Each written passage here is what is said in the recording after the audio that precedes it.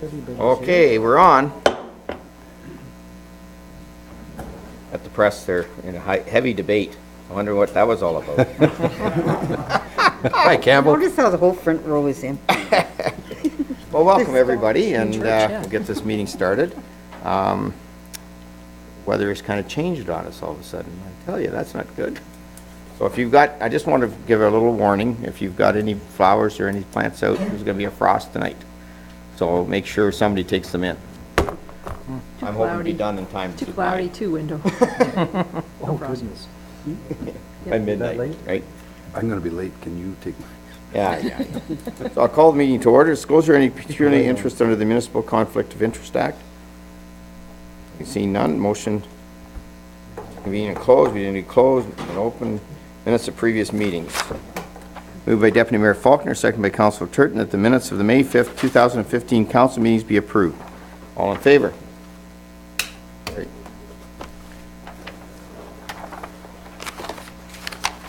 Additional items disclosed as other business. I have one. Ron? Dave? Ron? I have one. Hey, Ron, I'm putting down one for Ron there. I just put a circle one. Gord? If anybody else thinks of something, let me know. Resolution to move council and committee of the whole. Moved by Councilor Turton, second by Councilor Caldwell. The town of Minto Council convenes the committee of the whole. All in favor? Carried. Delegations. It's great to have a couple delegations here tonight. 3 actually. And it's all about a favorite subject of mine, the Mayor's Golf Tournament.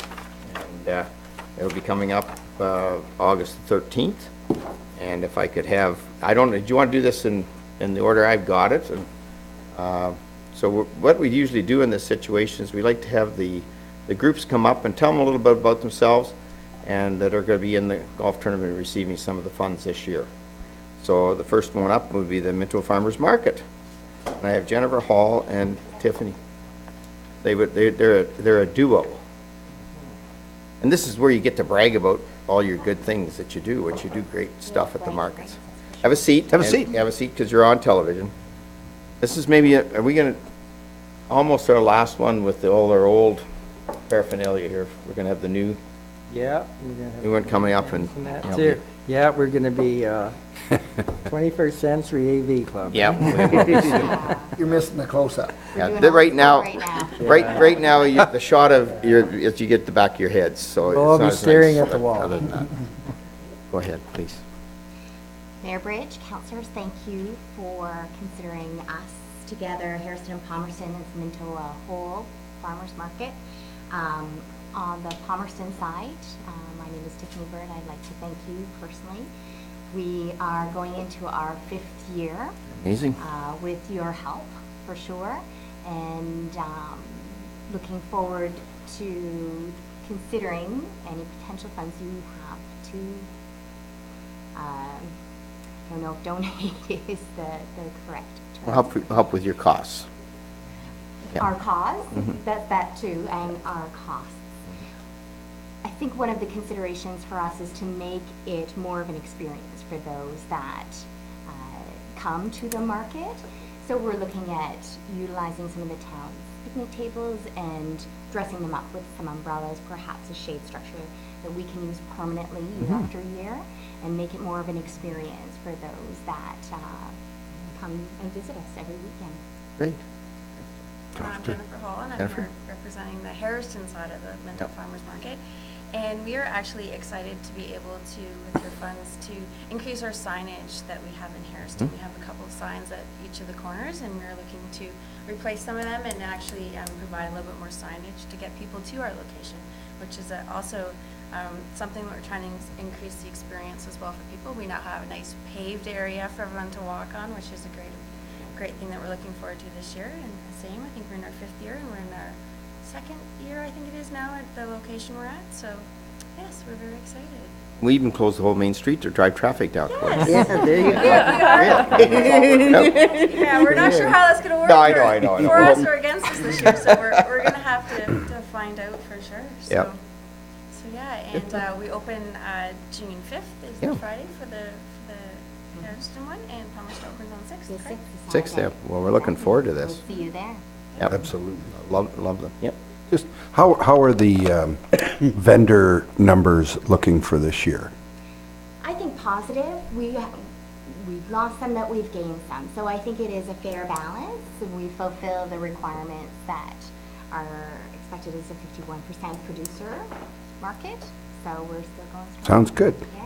We're also excited that we're pretty much consistent as well, but we also found out through public health that any of our craft vendors are not counted against us this year. Oh, So- nice. So we're gonna be able to add some extra craft vendors. Excellent. Last year, we had to turn people away because we Yeah. thought our ratios were off. Yep. So we're gonna end up actually adding a couple of booths hopefully this year. with craft Excellent. vendors, so- Good. That's good news, Jen. Anybody else? Thank you. Thank you. Thank you. Thanks, ladies. And Peggy from Junior Larry Broom. Hardwick. Oh, no. No, Peggy from Junior. Your list is My different than list mine. is different. When you, Just take it over here, Dave.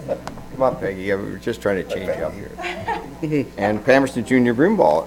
And I think, just tell us about Broom Ball, because I think people don't realize that Yes, we have that's such what a I great was Broom going Ball to do. town. Thank you. I'm Peggy Topham. Yes, so Broom Ball is a game played on the ice surface in the arena. It's played with an inflated 5-inch ball with a stick with a hard plastic end. The players wear rubber-soled shoes, and the game consists of two 18-minute stop time periods with rules similar to hockey. A little bit bigger nets, but yeah. So last year our league had 96 players in it. Amazing. Yeah, and we did very well. Our Pee Wee team won the silver medal at provincials, and our juvenile teams, both the girls and boys, got the bronze medals at provincials. And then our juvenile boys team actually qualified for nationals, the Posse, that some of you might be Yep. familiar with. And they went there and came home with the silver medal, national Amazing. medal. So, Yeah. yeah, so with the golf tournament, we would be using the funds for replacing equipment. Balls get wrecked and banged up, and we would also like to provide each team with goalie equipment, just to keep the cost down for parents, for families. And we'd also use the money to just put towards ice time and try and keep the registration costs down for families. Great, thank you. Any questions? Come on. My granddaughter played the last 2 years. She was, Yeah, Brooklyn? yeah, Brooklyn. She loved it. So, and it's a lot of fun as a fan when you got somebody out in the ice. Quite a good game. Yeah. And fanatic fans, man, they're right into it. Yeah. More so than hockey, I would think. They get right fired up on Yeah, it. yeah, Keep it up. yeah. Thank you. Thanks. Good job. Thank you. Thanks, Peg. Now we get Larry. Larry can come up now. Thanks, yeah, Larry. Larry, the Clifford Homecoming Committee, and you've got Carolyn with you. So. Hmm? I know. It's great. So thank you for having us, Mayor George and the councilors. We first of all, I guess, have to thank you, I don't know how to address you because first time in front of the Just council. doesn't, whatever. What name? I've been called a lot of different things. Anyways, whatever you feel comfortable with, Larry. Your Highness is close. Mayor Bridge is fine if you want to do it. If the more formal, I guess Mayor Bridge. As long as you bow when you leave. What'd you call them 50 years ago? Don't call them that now. We, as I said, we're very thankful for the opportunity to be here to explain and to push our Yeah. homecoming event. I opened my big mouth and I ended up being one of the people that has to solicit people to sponsor Right. holes on the golf course. And I do have to object, Ron. I went into someone who is your friend and they said, you cheat at golf. Not you, me. Well, there we go. Excellent. Which I said, no, I don't. I do it for my health. And the lower my score, the better I feel. That's a good one. I might use that one. That's excellent. Yeah, my doctor said keep my blood pressure down, just to have low scores. We have a very enthusiastic committee in Clifford. Yes, you do. As George will attest. We have great plans, we think, and hopefully we'll be able to fulfill those. I'm sure you will. This lady's here this evening because she's the 2IC, really. She has her finger on the pulse Yep. of what's going on in each of the committees. Yep. And I'll turn the meeting over to Caroline, and she can explain what's Yep. going on. All right. So we're in our 8th month of planning Yep. for the 2017 Clifford Homecoming, August 4th to the 7th, for those who haven't heard in the room. We are also looking for many more chair heads and help. So we have quite a few of the chair heads appointed right now, and well on our way with planning. The mayor's golf tournament funds we will put back into the homecoming right now with, for example, children's entertainment. We'd like to be able to offer that for that weekend totally free to everybody that comes.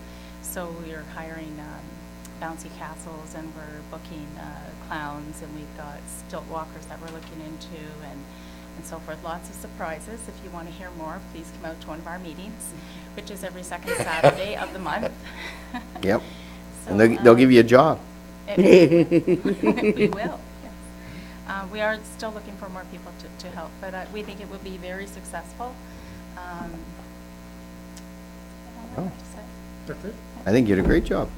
Yeah, Dickie Bird, I think you got already. Dickie Bird is already Yes, yep, booked, Dickie Bird. bouncy castles are booked, we've got clowns booked, the parade is well underway with being planned.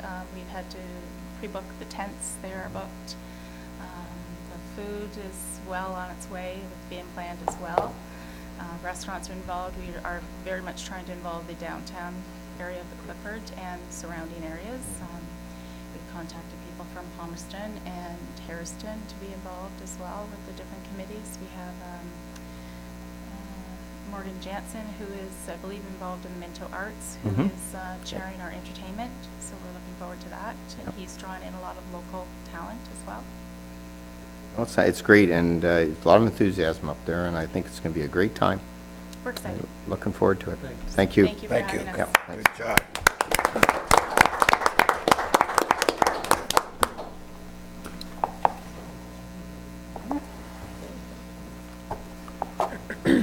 All right. Now we have a public meeting, and tonight the Town of Minto Council is holding a public meeting under Section 12 of the Development Charges Act, 1997. The purpose of the meeting is to give the public an opportunity to ask questions, provide comments, and make representations on the 2015 Development Charge Background Study. This study calculates new development charges for transportation services, fire protection, parks and recreation, administration, water and wastewater services. Prior to receiving the public comments, we will ask our consultant, Dan Wilson's here with us tonight. Dan, if you'd like to come up, of Watson & Associates Economists Limited, to do a brief presentation of the findings of the study. Good Welcome, evening, Dan. everybody. I see you again. You're losing some of your crowd. Something is- You're You're going to miss the best part. Yeah, this may not be as interesting as a No. cartoon. Okay, I am here tonight to conduct the statutory public meeting for the development charge background study. In terms of an agenda for this evening, and I'll try to keep it brief in each area, and we can deal with any questions at the conclusion of the presentation. We're going to talk about the purpose, history, and limitations of development charges, the study process that was followed, methodology surrounding development charges, the growth forecast, an increase in need for service in each of the service areas for the town, calculated charges, the proposed DC bylaw policies, as well as next steps going forward. This meeting is a mandatory meeting under the Development Charges Act. prior to council considering a development charge bylaw and background study, the background study must be prepared and made available to the public a minimum of 2 weeks prior to the public meeting. And the purpose of the meeting is to provide for a review of the DC study and to receive public input on the proposed policies and changes.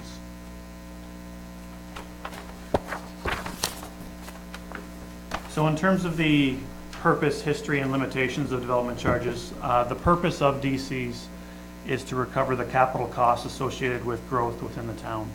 Growth can be both residential growth and non-residential growth. The town is empowered to impose these charges through the Development Charges Act, and there has been quite a bit of change in the legislation over the last number of years. It started off before 1989 as lot levies through the Planning Act. In 1989, we were introduced to the first Development Charges Act, which was in place to 1997.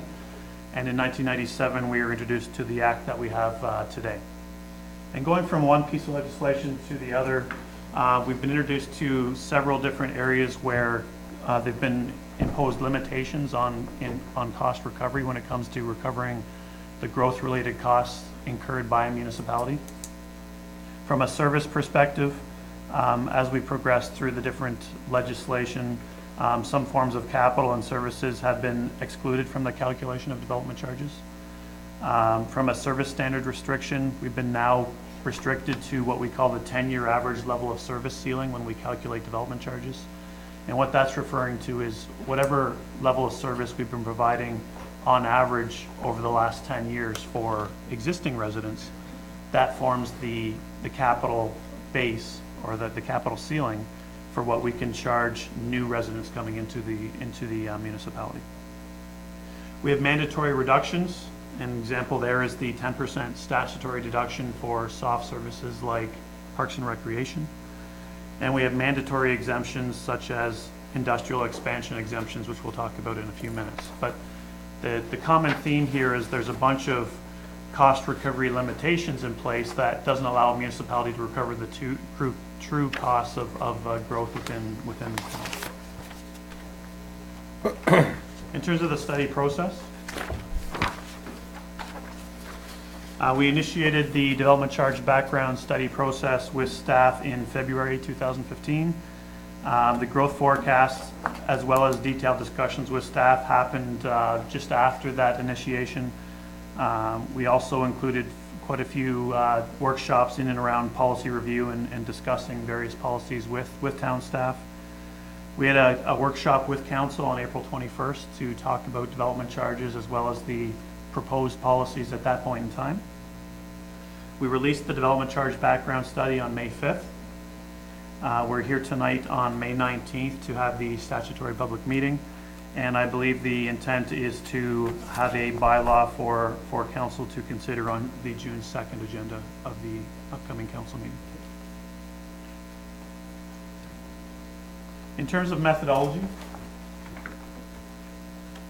this diagram shows a high-level perspective of how we calculate development charges. It starts with an estimation of growth within the municipality, within the town. Like I said earlier, that could be residential growth or non-residential growth. From there, we look at the estimated need for service, where we have workshops with various departments that are eligible to be charging development charges, and look at what their needs are from a project to project point of view to accommodate growth or anticipated growth within the town. I mentioned the ceiling, which is in respect to the 10-year average level of service. So that is part of that calculation and making sure we don't exceed that ceiling.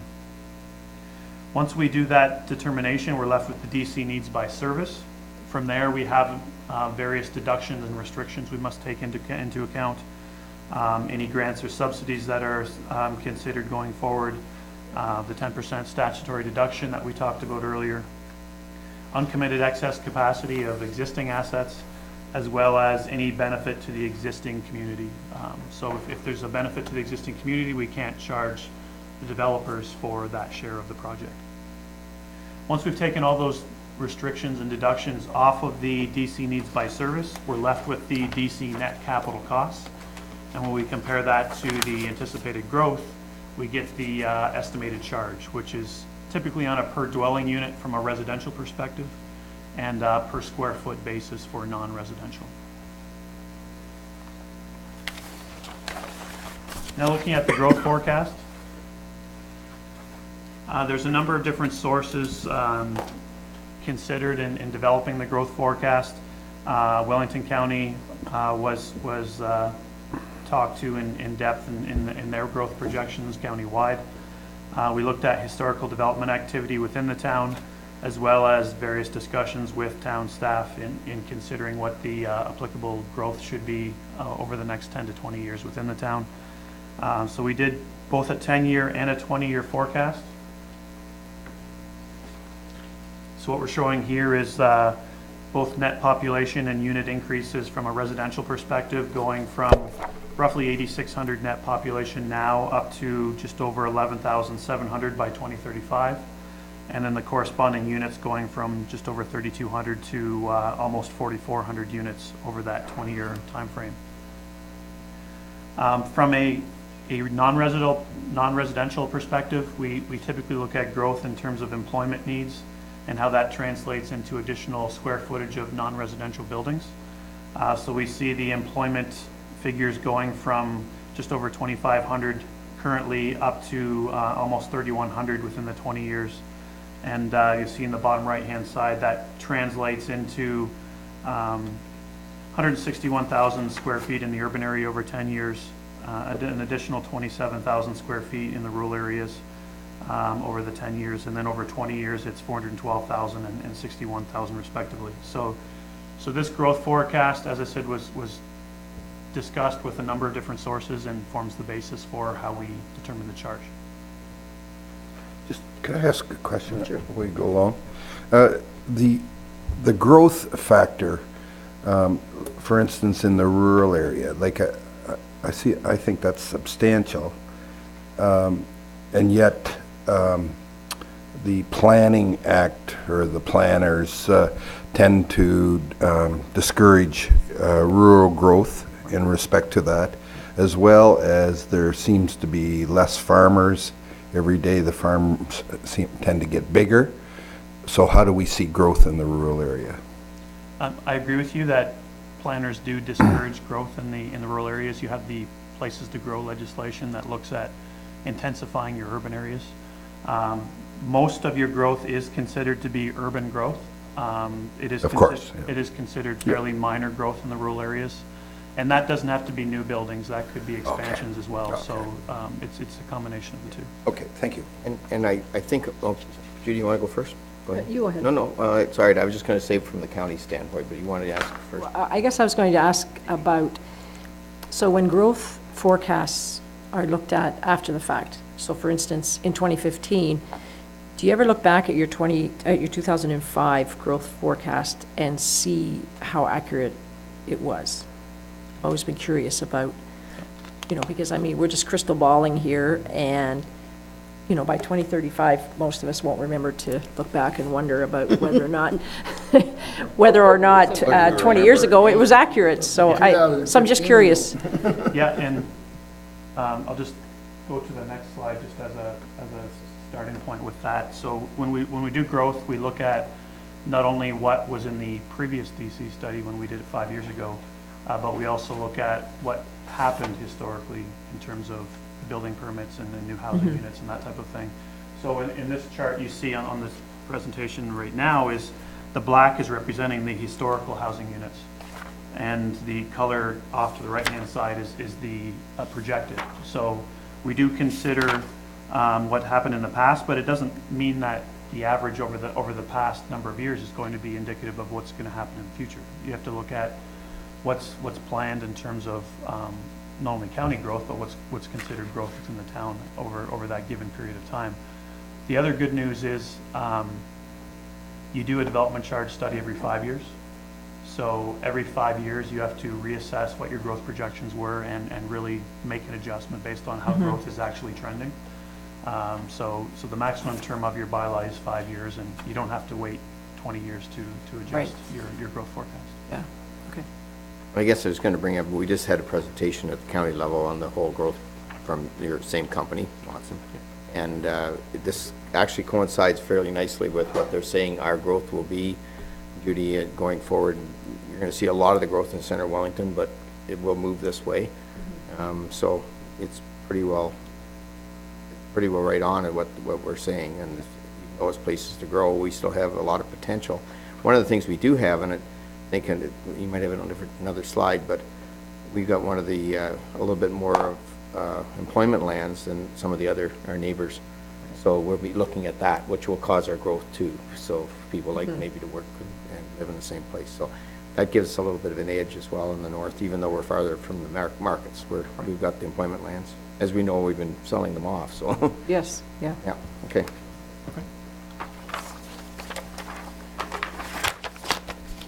So moving into the increase in need for service, we looked at, for the 2015 to 2025 period from a town-wide perspective, we looked at the Parks and Recreation Services as well as administration, which is where you have all of your growth-related studies. 2015 to 2035 forecast town-wide was transportation services and fire protection. And then the 2015 to 2035 over the urban serviced area was water and wastewater services. So from a DC perspective under the Development Charges Act, softer services like Parks and Recreation we're somewhat limited to look at them over a 10-year planning horizon, where more harder services like transportation we can look at over a 20-year or longer projection period.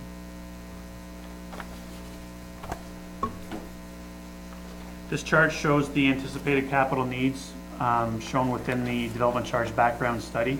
So a total of $12.75 million in capital projects were identified over the various 10 and 20-year terms. The total DC recoverable is roughly $6.6 million, or 52% of that total. Most of the remaining amount is considered benefit to the existing community, with a small portion being either a grant or subsidy or the 10% statutory deduction for Parks and Recreation like I referred to earlier. Looking at the $6.6 million in total DC recoverable costs, roughly $5.6 million is being recovered through residential growth, just under $1 million through non-residential growth. And then you can see the split here by service area. Roughly $2.9 million is relating to water services, 1.7 million wastewater services, 1.5 million for roads related services, 463,000 for fire, and then 23,000 or almost 24,000 for administration. Now looking at the calculated charges. I was just going to ask why water is so huge a portion of that capital cost. Yeah, we had a fairly in-depth discussion with staff on the capital needs from a growth perspective, and particularly when it came to not only water but wastewater and roads as well. There seems to be a lot of projects that are being triggered by anticipated growth that are coming within the area, and maybe Gordon wants to add to that. Yeah, perhaps I can address it. A lot of our growth-related projects relate to adding services, and the services are the water and sewer. And there's a couple of projects that kind of skew things, but being that it's $7 million, some of, like one project alone I know is over $2 million, and that's where the costs are. Okay, Putting the because pipes it's just in the water is ground. almost 50% of the, yeah. Huge, yeah. Okay, thank you. Now looking at the schedule of calculated charges. I mentioned earlier that residential is on a per dwelling unit basis. Non-residential is on a per square foot basis. So we have residential broken down into 4 charges: single and semi-detached, apartments 2 bedrooms or more, apartments bachelor and 1 bedroom, and then other multiples. And then it's broken down further going down the chart where we have the municipal-wide services charge, which is applied to all growth within the town, which is reflective of your transportation, fire, parks and recreation, and administration charges. And then we have the urban service charges of water and wastewater that are only charged in the urban serviced area. So if we're looking at the grand total urban charge, which is both the rural and urban charge combined, the single and semi-detached charge is calculating in at $5,817 per dwelling, which is up about $1,900 from the current charge. And then if we look at the far right-hand side, the per square foot for gross floor area of non-residential coming in at $2.27 per square foot. That's up about 80 cents from the current charge. So in general, the charge is suggested to increase. But if you look at the split between rural and urban areas, the rural area charge is actually going down and the urban charge is actually going up, again, because we have quite a few capital projects in the water, wastewater area that are really impacting the charge. We've also included charges within the proposed bylaw, which we'll talk about a little bit later, for wind turbines and solar farms. So you'll see there are separate columns here reflecting a wind turbine charge of $1,591 per wind turbine, and then a solar farm charge of 70 cents per square foot of panel space. So we'll talk about that in the policy section of the presentation. Oh, sorry, Ron? Yep, with the development charges, that's to decide for growth and whatever. Are we planning on putting money away to expand? Are we planning on putting away because we gotta maintain where are we at with our wastewater and with our water systems? Do we get bigger? Are we okay with what we got? Yeah, the purpose of development charge, you can't typically use development charges to replace. What you're doing is you're using development charges to either have new assets or to expand existing assets. So what That's calculated in. That's calculated in the charge, yes. Yeah.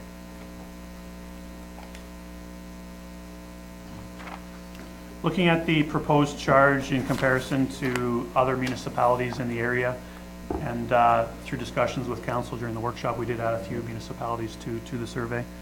So you'll see the blue representing Minto's current charge, and we've added in all three areas where DCs are charged, the upper tier, which is the county, lower tier, which is the town, and then education DCs, adding up to a total DC owing, and this particular table is for residential DCs.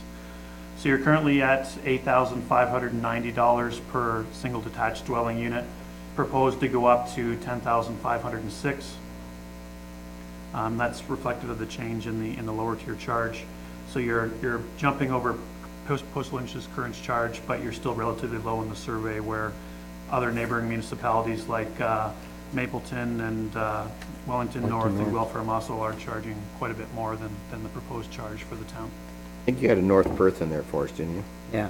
Yes, and Which is good to see. we added Howick at the bottom as well, given that they're currently exempt.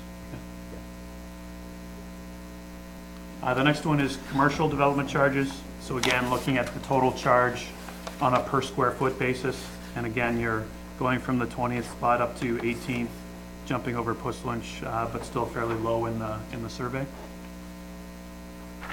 And the final one is industrial, going from 19th up to 16th, jumping over Postal Lynch and the urban charge for Meaford, but again, still fairly low in the survey. So we show surveys to the public and to council to show, a lot of municipalities use these surveys to judge their relative competitiveness when it comes to attracting growth within the municipality. So this is showing that based on most other municipalities in the area, your charge is still considered relatively low. Questions? Yeah, one question, Dan, through you, Mayor Bridge. So it's quite possible that some of these municipalities are in the same process as we are. How would you really know that? You likely don't. You might. Yeah, every municipality has a 5-year term to their bylaw, and to be honest, 90% of municipalities had their term expire in 2014. So I'd be willing to bet that most of these municipalities went through this process within the last year, so most of them are complete. Good. Excuse me. Certainly. Premier Bridge, I noticed that North Perth has chosen not to charge development charges for commercial and industrial. Could you comment on the reasoning behind that? I mean, obviously it's for business growth, but why some do and why some don't? Yeah, there are many different ways in which a council of any given municipality can provide relief from a development charge perspective. And typically it's usually provided on the non-residential side to try to promote non-residential growth within the municipality. I guess the more extreme way of trying to provide development charge relief is to exempt the charge entirely, such as strictly industrial development charges or strictly commercial or both. So that is one way in which municipalities try to remain competitive in the development charge area. There are other ways in which municipalities provide partial relief, and the town is in that area where you are providing some relief in terms of non-statutory exemptions, which we'll talk about in a few minutes. But it's all based on trying to encourage development within the municipality. That's the bottom line. On that, Mary Lou, like, we've done studies with North Perth, and I believe, correct me if I'm wrong, Gord, we don't have Belinda here, but their lot costs are like, how much are they, 50,000 or something? Yeah, when we had the discussion about lowering our cost, because we were roughly 35 and 45,000 an acre down to 15, we kind of took that into account that, well, we'll keep our development charges, but we should still be more competitive. And that's how Belinda keeps us competitive? Right. Mary Lou, on that situation. We watch both the development charges and our cost of what to property service and everything else. Yeah. I just feel, and you'll be talking about this later, Dan, if you get rid of all development charges for commercial and residential, everything gets put on the on industrial and commercial, it kind of gets put on the residential. And I don't think it's a fair system, so I like the fact that we do it as kind of a hybrid. No, I do too. I just wondered what their reasoning Yeah. would be for, as I say, I can see the growth aspect that they're obviously trying to attract new businesses, but I was wondering if it's working for them, and I agree with you, Mayor Bridge, that it's the whole package. Thank you.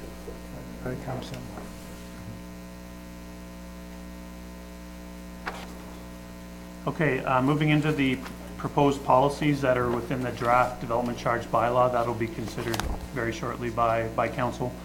So in terms of charge applicability and timing, it's recommended that a town-wide charge be implemented for all services other than water and wastewater, which would be charged in the urban serviced areas.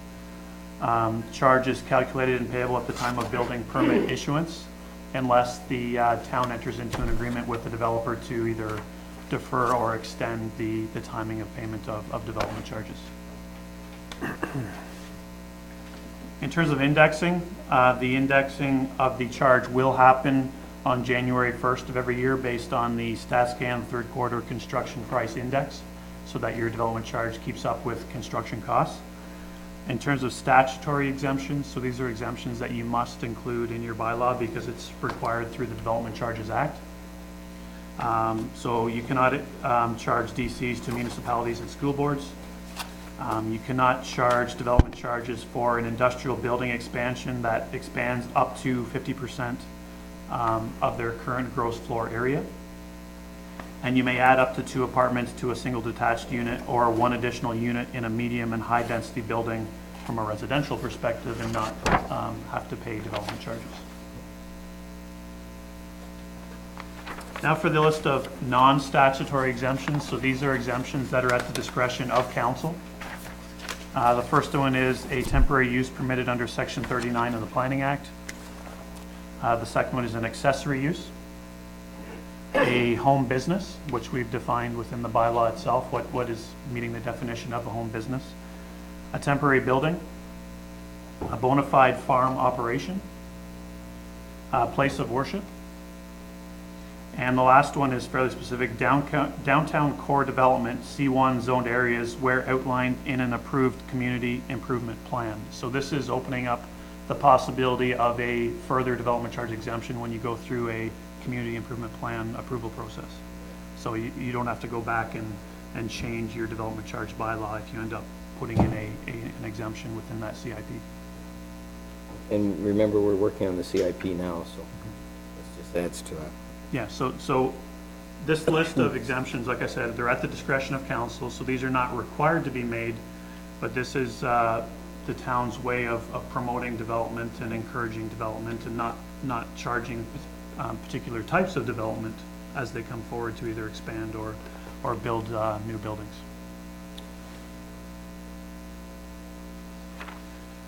From a DC credit perspective, at times a landowner may wish to accelerate the timing of a development charge project, such as like a water main project or a park project. So at the approval of the municipality or the town, The agreed upon work can be undertaken and paid for by the developer. So it's accelerated timing based on when the town was originally going to do that project. And then you can pay back that developer by issuing them development charge credits. So when they get to the point where they're requesting building permits rather than paying the full DC charge, part of it would be in the form of a DC credit to pay back the amount owing for accelerating the construction of that capital project. So there's a section in the bylaw that allows the town to enter into such agreements if the opportunity arises. We also have a section in this DC credit section that allows the municipality to issue a credit if for example, a property is demolished and then reconstructed. And it also applies to properties that change in use at the same time as well. So we've provided a 5-year window where if a demolition occurs and within 5 years the building permit is issued to reconstruct, the property owner would get a credit on the property based on the former use of the property, and they have to pay a DC based on the new use of the property. So if it's the same use, so demolishing a single detached dwelling unit and constructing a single detached dwelling unit, then the credit offsets the charge and there's no DCs owing. But if there's a change in use, then the property owner would owe the difference between the two charges. Thank you, Mayor Bridge. You said the building permit issued within the 5 years. Yes. Why wouldn't we have it that the building be completed within the 5 years? Because the DC is typically owing at the time of building permit issuance. Correct, correct. Yeah, thank you. And that, just so council and the public is aware, that 5-year time limit is able to be adjusted by council through the bylaw process, and 5 years is considered one of the higher ends or the more lenient ends in terms of allowing a window. So that's another way of encouraging development within the town. I mentioned wind turbines and solar panels earlier. So we've calculated a wind turbine charge based on the equivalent of a single detached dwelling unit, which is a very typical way of calculating a charge for a wind turbine based on common practices within the province. But we've excluded certain services, given that certain services may not be required for a wind turbine operation. So we've based the charge based on the transportation, fire, and administration services portion of the charge, which is reflected in the schedule of charges we looked at earlier. And similarly for solar panels, it's based on the same 3 services, but based on the equivalent of a non-residential development, which is based on a per square foot basis. So both are calculated based on providing similar services, but one is based on a residential charge and one is based on a non-residential charge. And as I referred to earlier, these are best practices in terms of how we calculate the charge across the province, and allows the town to recover growth-related costs for these types of development that seem to be appearing more frequently. Ron? You, Mr. Mayor, I'm wondering what the cost, what would you think a cost for a DC4 wind turbine typically would be in dollars? The DC charge? Yeah, what would it be? Your charge is, $1,500 or something. It was in that. So it's not per square foot? it's a flat rate charge per wind turbine. So Okay. yours is $1,591. So I've Okay, seen, single development amount on a larger, it's per turbine. So if Okay. someone had put up 2 or 3 turbines, they'd have to pay 2 or 3 times the charge. $1,500. Yeah, yeah. Plus there's building and everything else. Question, on the solar panels, would that apply equally to the roof mounted and the ground mounted? It's based on the square footage of the panel itself. Yeah. Mayor Bridge? Yes, through you, Mayor Bridge. And so basically, anything that's been built before, like this is new. Yes. To our bylaw. So every 5 years. So if we didn't put this in for the next 5, and all of a sudden in 2 years we had this huge solar project. We don't have to wait 5 years to renegotiate or reestablish the bylaw. So I guess my question is how, like, obviously, there's all kinds of other municipalities that have had to do what I'm suggesting to cover it, basically. So, I mean, it's kind of interesting for us because we really haven't had this big glut of big turbines and solar farms and such like.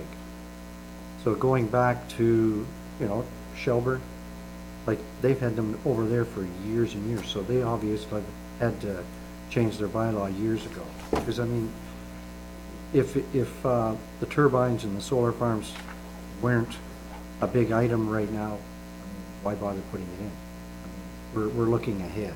It's likely easier to put it in now than 2 years from now when we have to deal with it, if we have to deal with Right, so that's absolutely right. We're looking ahead just in case. Your bylaw has a maximum term of 5 years, so anything that could potentially happen in the next 5 years would be covered under this bylaw. But at the same time, if variables change, if circumstances change, you can open up the bylaw at any time, do an amendment to your DC background study, an amendment to your bylaw, and have another public meeting. So that can happen at any time in the process, 1 year from now, 4 years from now. So once you pass this bylaw now, it can be in place for 5 years, but it could be in place for less if you decide to amend. it. I mean, when you really back up, and you think about 20 years ago, I'm not sure whether I'm using Shelburne as a municipality. I don't know whether it's been 20 years, but it makes you wonder if they have reaped development charges for all those. I think they hadn't, Yeah. to be honest with you. I think there was a little angst in the paper Yep. the other day, I read that, Did you? where they really didn't get much for their. Now, I think Mapleton, did they open theirs up? And when because they got a fairly good dollar for every turbine that went in Mapleton. I don't know how the breakdown was, but I think they may have had to put development charges in for them. They just recently put them in. Right, Yeah. yeah. Yep. Steps. In terms of next steps, we're here today for council to receive input from the public. After today, you can consider any amendments to the development charge background study and bylaw before going forward and considering it for approval. If the changes are significant, you can determine if a subsequent public meeting is required. Typically what we suggest is if the rate is going to go up fairly significantly as a result of the amendments, then it's probably good practice to do another public meeting. But if it's going to go down or stay somewhat the same, then chances are you don't need another public meeting. You can just discuss the changes just before bylaw passage. And then on June 2nd, council, barring any other changes, council will have a background study and bylaw to consider at that meeting. So that concludes my presentation. I'd be happy to take any further questions from council or the public. Yeah, and I think I'll open up at this point to any members of the public want to ask any questions, provide comments, by all means. Did you come up? I'm a Latino person living in a home, and very water conscientious, okay? So that projection that you have per year per household, if I don't use that much, I still have to pay it. How does that become fair? The charge is just for new construction of new residential. Oh, okay. So if you have a current house and you're living in that house, you don't have to pay a development charge. Okay, perfect.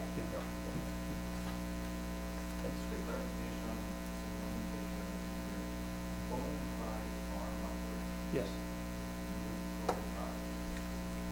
It's a term we've defined within the bylaw itself, and I'll read you the definition here.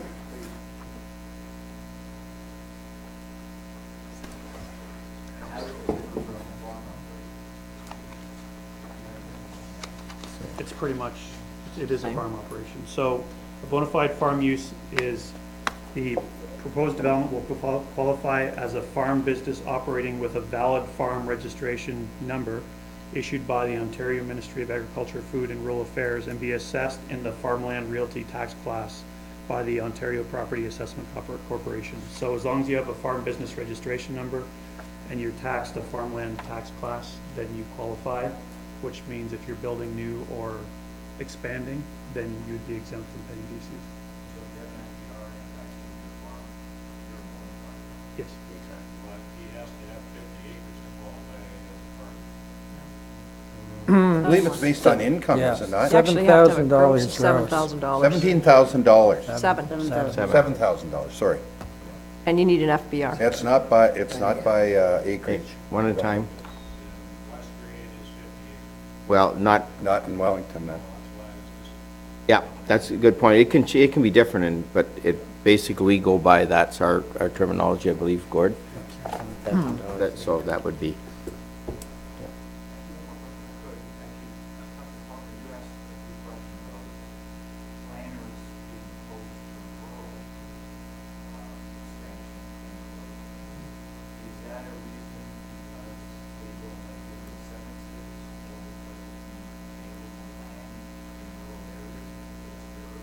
Thank you. Thank you for your question. I do believe it's based on the retention of good agriculture land to protect that for the province of Ontario. And I believe that's a provincial incentive that works down through the county and through the county planners. And the premise is even for the city of Toronto to grow up as opposed to out. It's a density situation. They want you to be, they figure it'll be cheaper in the long run to be like growing up than out. I don't agree with it. I think it's whatever. I don't want to go on that. But I think we should, we should have our own rights to do what we want. But I don't think it saves as much as they like let on. If you think about it, what's the big problem with Toronto right now? Nobody can drive in Toronto. Nobody can do anything. So they've got too many people in one spot. And this is what Places to Grow was part of it. I do agree with the fact that we should be saving good farmland. I agree with that, but I'm not too set on the fact that growing everybody up and not. I think you can do it reasonably and still have an opportunity. And I don't think it does restrict us somewhat because we can't extend our urban boundaries very easily because you have to go through OMB, whatever. And on a county level, one of the things is the county is sort of looked at as a region. Correct me if I'm wrong on this, Dan, but it's looked at as a region. So there's a growth study for the region. And sometimes, if you had a lot of property in Clifford, but nobody wanted to be in Clifford, they wanted to be in Erin, and they haven't got property there. So there's a catch-22 there, right? So it is a little bit, if you want to read the full plan that Watson's did on the county, it's online. It's that big. But it does explain some of that, Vince, and we can have a talk about that. It's not the planners per se. It's coming down from the province under a policy they put out there, which is the Places to Grow policy, and they designated certain areas in Ontario that they want to grow. And Wellington County is allowed to grow to, I believe, 50, 60,000 people over the next so many. That may change. Grow by. Okay, so they won't restrict it. If it went further than that, they might have a problem. I don't know how they would do anything on that. Dan, you might be able to explain that. Yeah, and they do reassess and review that Yeah. Places to Grow from time to time, so they're seeing what actually is happening from a growth perspective and making adjustments. Good example if you read Mississauga's out of land. So Milton's booming. Milton just, like if you think Milton, when I remember Milton was just a small area, but they've created this areas to grow around Milton, so Milton just goes out a ways out. So that's what you see.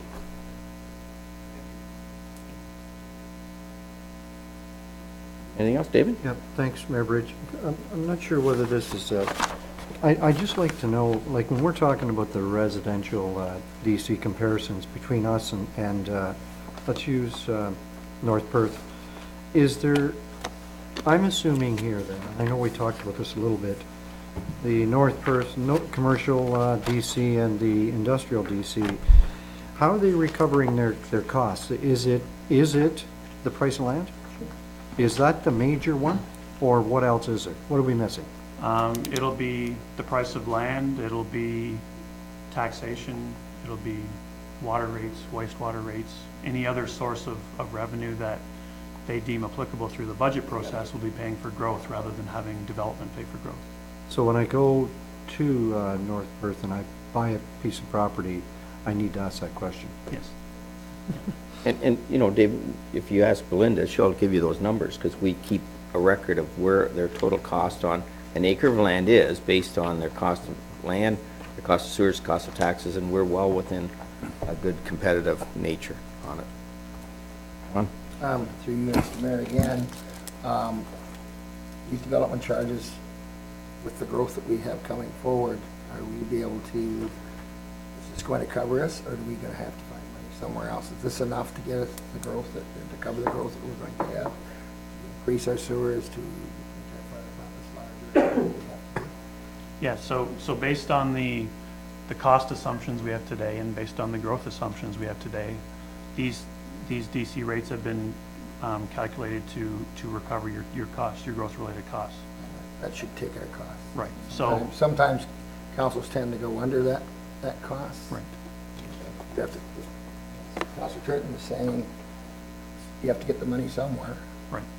And as we talked about in the meeting, there are some fairly significant capital projects, like water and wastewater projects specifically, that are really counting on a certain level of growth to be able to recover the necessary costs to pay for these projects.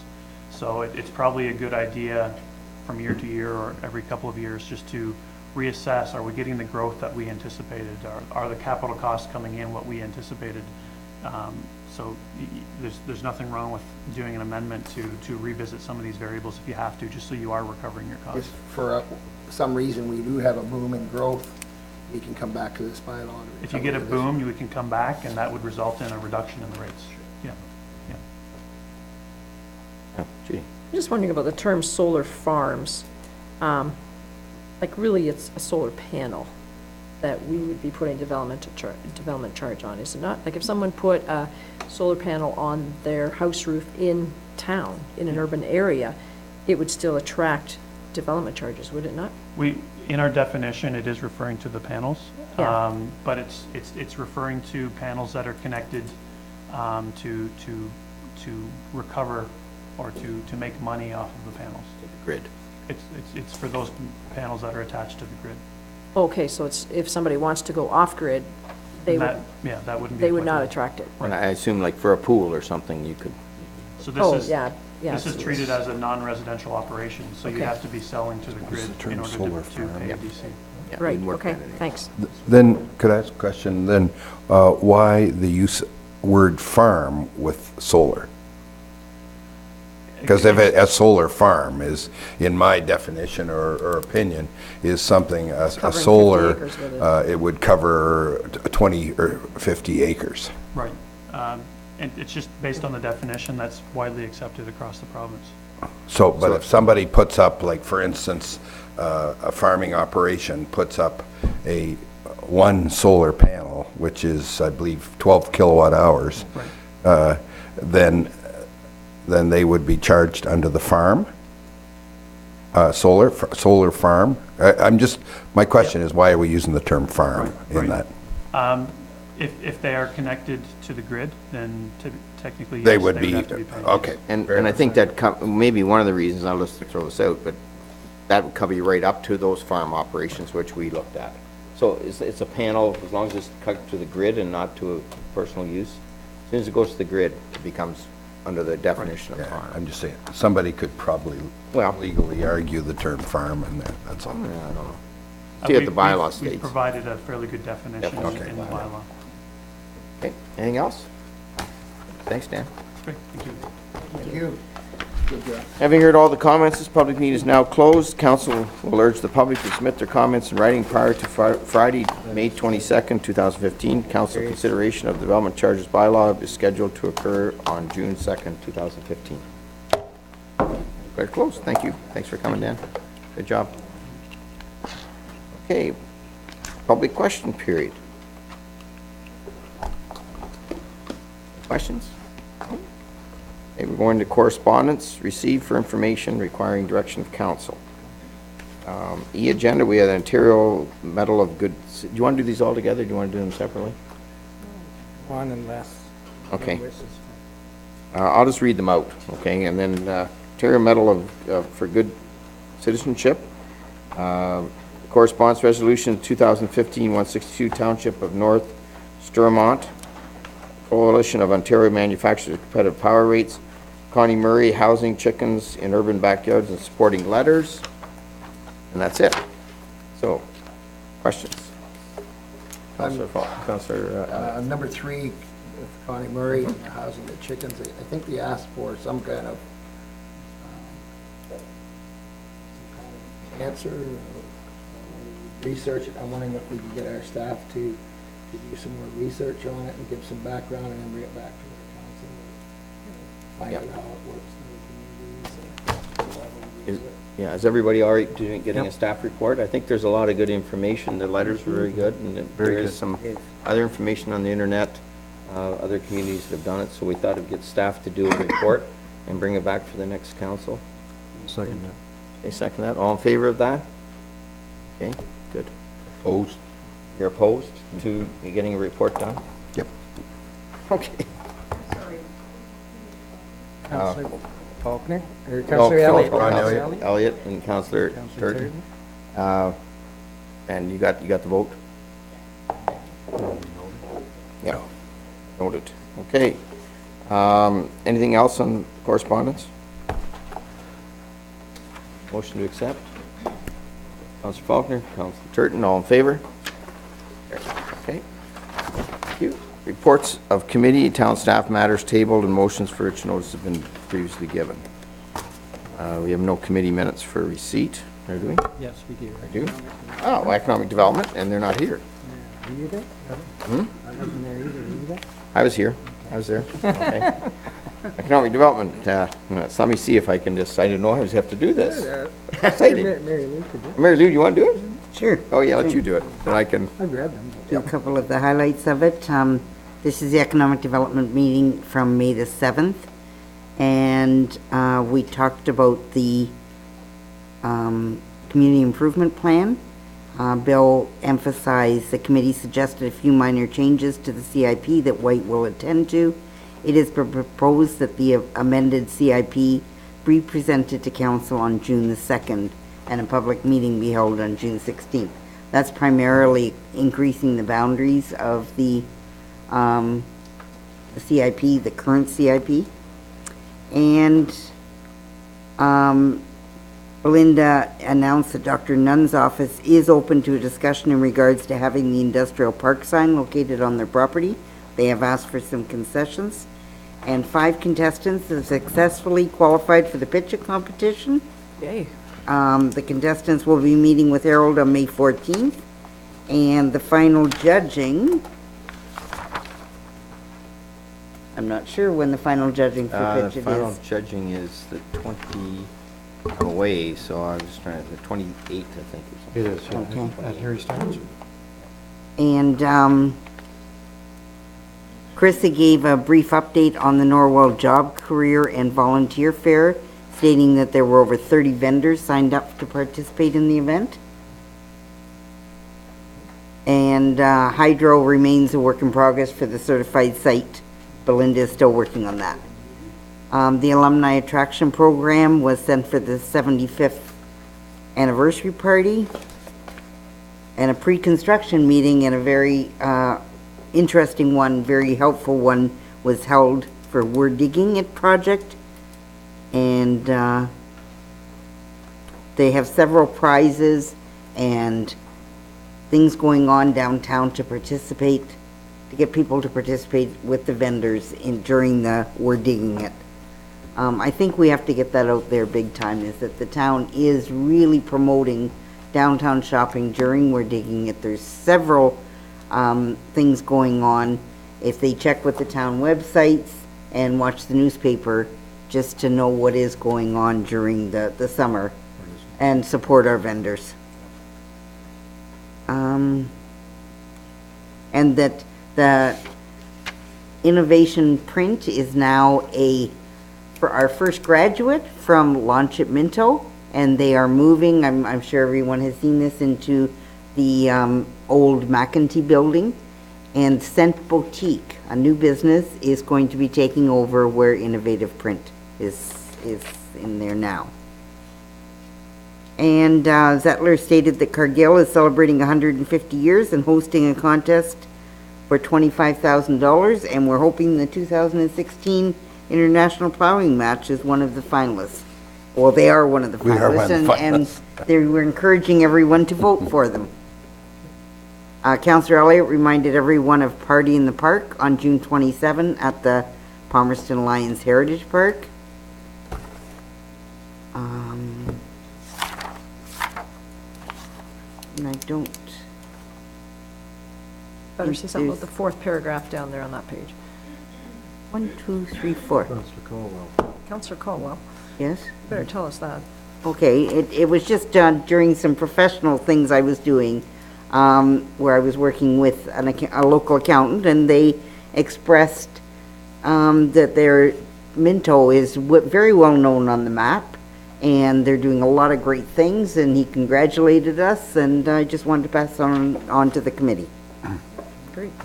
Mm-hmm. Could I add a comment to that,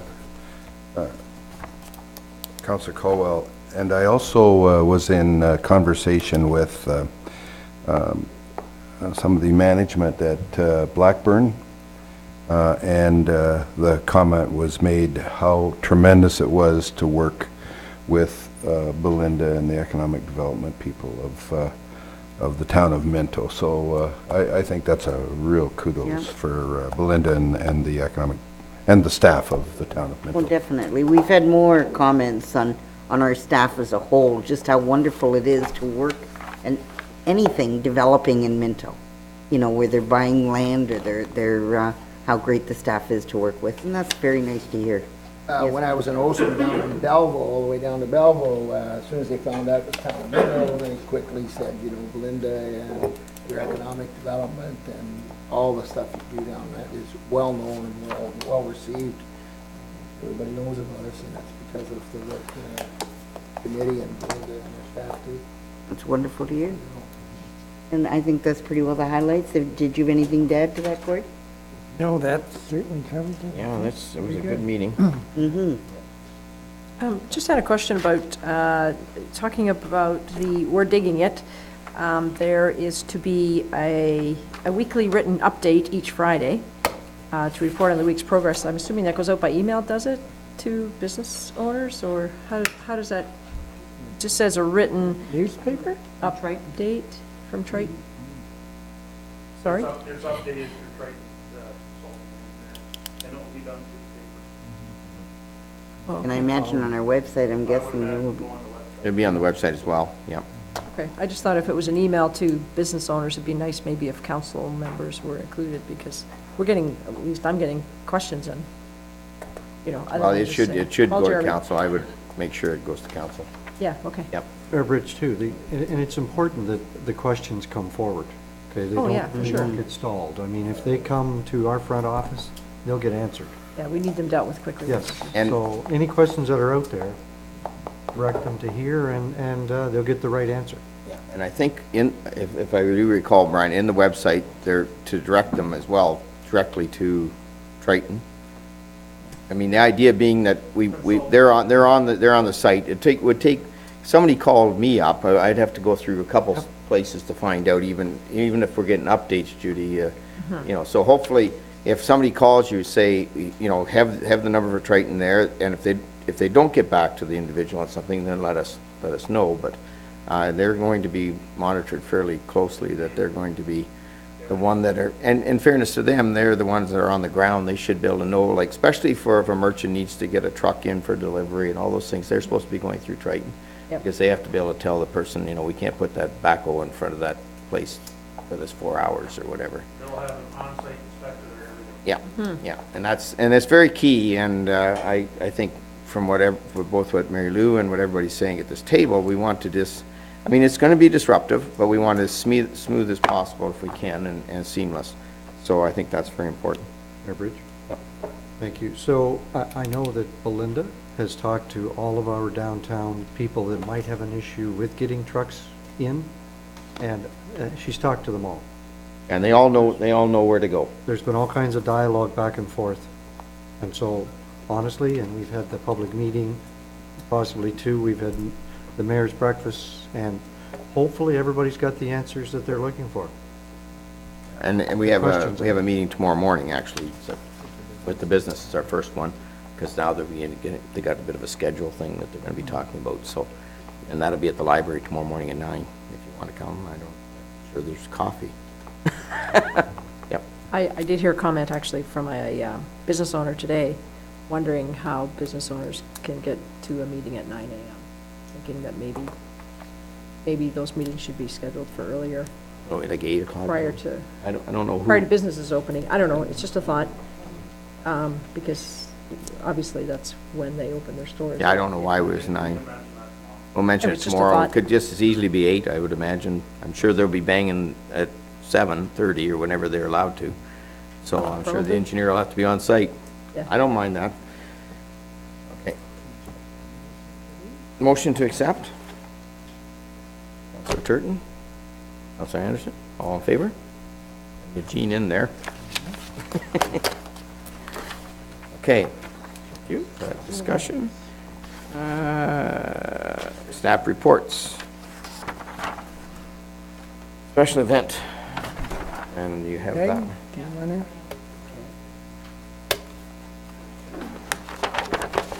Oops.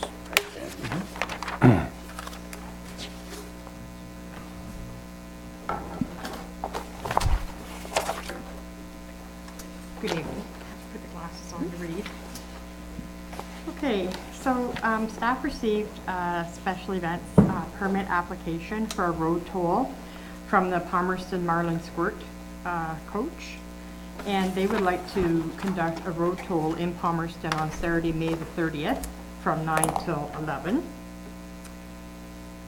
So if council is in support of this, there would be a bylaw further in the meeting to consider a special events bylaw to support this. Is there any questions or any comments? I'm sorry, but I have a little hard time with it, only because we're starting a precedent here with sports teams, and I'm all for the sports teams and helping them out, but I'm just afraid that by opening a road toll, we are starting a precedent that are we willing to continue with?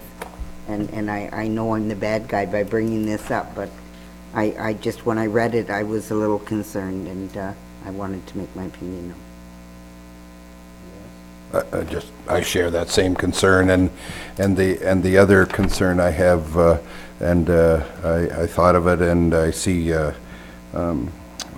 Mr. Hanson has made the same comment, is I have real concerns about children. We just can't have it under 18 out on the road doing tolls. I share the same sentiment. The road tolls for large charities, I can see that, but when we start opening it up to you'll be getting requests for every weekend, and you're talking traffic that's already going to be disrupted in Harriston, and Palmerston more equal to Harrison with traffic disrupted as well, but it was perhaps not a wise choice. And I just don't, it's too small a group, and we support those small groups, and we support the scouting or the sports teams in the area as best we can, but I have the same reservations.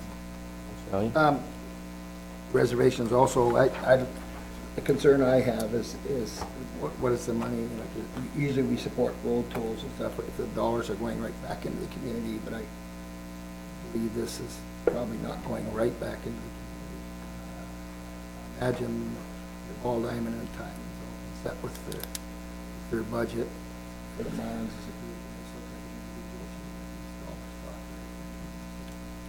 I guess, Peggy, the question I had is, and it's in your comments here, under the Safe Streets Act, like it places condition fundraising, it states in here that it has to be a charitable organization registered under the Income Tax Act, and so technically they don't qualify. That's right, and if you look at our policy, They don't qualify. So I think, I understand what everybody's saying, and what we have to do here, and the government has said, you know, we gotta limit this somewhat, and they've done it through this. Now, if they had a Lions Club or somebody else that wanted to run it with them and do it that way, that's a different story that would fall under our policy then, but they would have to come back and do it that way. I totally agree with everybody sitting around here, but on top of it, we go back to them and say they really actually don't qualify, we'd have to change. We can't change that act. That act is. Best way to handle it. So I think we wrote back to them and told them that they'd have to partner up with a charitable organization under the Income Tax Act, if that's available to them, I don't know. So the direction of council then is to deny their application? Based on the fact it doesn't qualify under the act. Okay. Is that fair enough to everybody? Should we have a motion? We should have a motion, Yeah. so. Has to be a Motion, positive We motion. didn't. Yep. Is it, Yeah, well, we'll just receive the report. for Receive the report. information. For information and direct. Correct. And the Yeah, direct, doesn't what is need a direct, motion. we're just directing That is- staff to that tell them that application under be that denied. program that it doesn't actually, Doesn't meet our policy. doesn't meet our requirements. policy. Okay? That's- Is that fair? Yep. Caldwell, was it? Counselor Caldwell, second by Counselor Dirksen, they're all in favor? Okay, thanks, Peg. If you can write back to them and let them know. And Next up is site plan approval for Rick Okay. Wallner. There's a little change here, I believe. That- I think it's in your It's- current version. Oh, it's in the current version? Okay. I just have it down here to,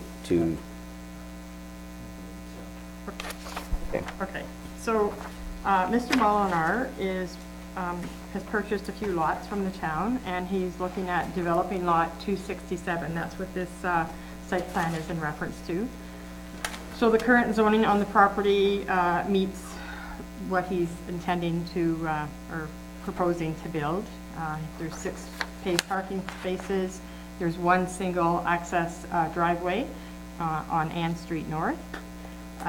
And the pictures that are included with your application, with the report, is the pictures that he has provided with the application. So it's kind of like a rough drawing of the outline footprint of the proposed development, and a beautiful colored picture as well, which kind of shows the exterior building elevation as well as the site designs. So he's proposing, Mr. Molinar is proposing to develop a 4-plex, which is on Ann Street, which is currently the location across from the former CN Lands, which is the town property. So staff met, Public Works, Fire, and myself met to review the application. And Public Works raised concerns with the surface water and the flow on his drawing that he submitted, the flow of the water at the rear property.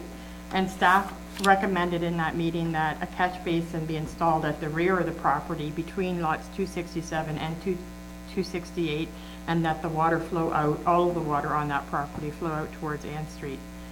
And that prior to the issuance of a building permit, that the chief building official be satisfied with the grading and the drainage of the property.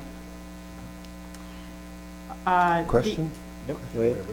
So what's the current grading now? Like, does the water grade go back towards the CN rail property, or does it already flow out towards Ann Street? It's on the other side. CN Land is across the street, Right actually. across the street, the CN Land. Oh, yeah, that's right, sorry. Yeah. Okay. Picture there. Brian. Brian, you want to come up, or you're there? No, it's, there's really no set grading to it now, just a natural grade. So it's sort of got ponding back there, ponding issues back there now. Oh, does it? So Okay. it has to be addressed. Lemonades today. Okay. Yep. So Public Works staff advised that the proposed development does have sanitary sewers. However, there is no water to the proposed development. And the Director of Public Works did advise that it is in the 2015 budget to install water mains on Ann Street.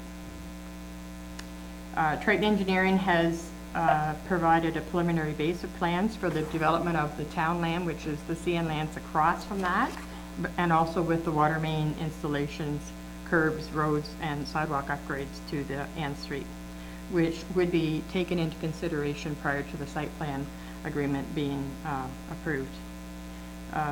The fire inspector, Cam Forbes, noted that there is a current fire hydrant at Geddes and Ann Street, and that with the infrastructure installation, there would likely be a new fire hydrant installed at Queen and Anne for the future development on this block. So staff also questioned, there was no indication on the drawings that we received, but there was questions of staff as to, in regards to the on-site snow storage for the proposed development.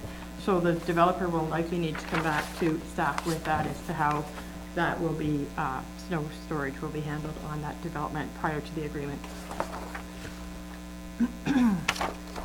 Financials, you can see on there what Mr. Molinar purchased the property for, and that the town will need to enter into an agreement with Mr. Molinar regarding the installation of the water laterals and water to lot lines for cost sharing services. So the recommendation today is to consider the report and for the site plan for Rick Molinar for lot 267 Ann Street, North Clifford, and that the two sketches that were attached to the site plan be approved, and that an updated report brought back to council to address the snow storage when we get some answers for that, as well at an upcoming council meeting there will be the draft plan of agreement authorizing the mayor and CAO to sign. So does that mean that lot 16 on the map Is the that one, 268? Yes.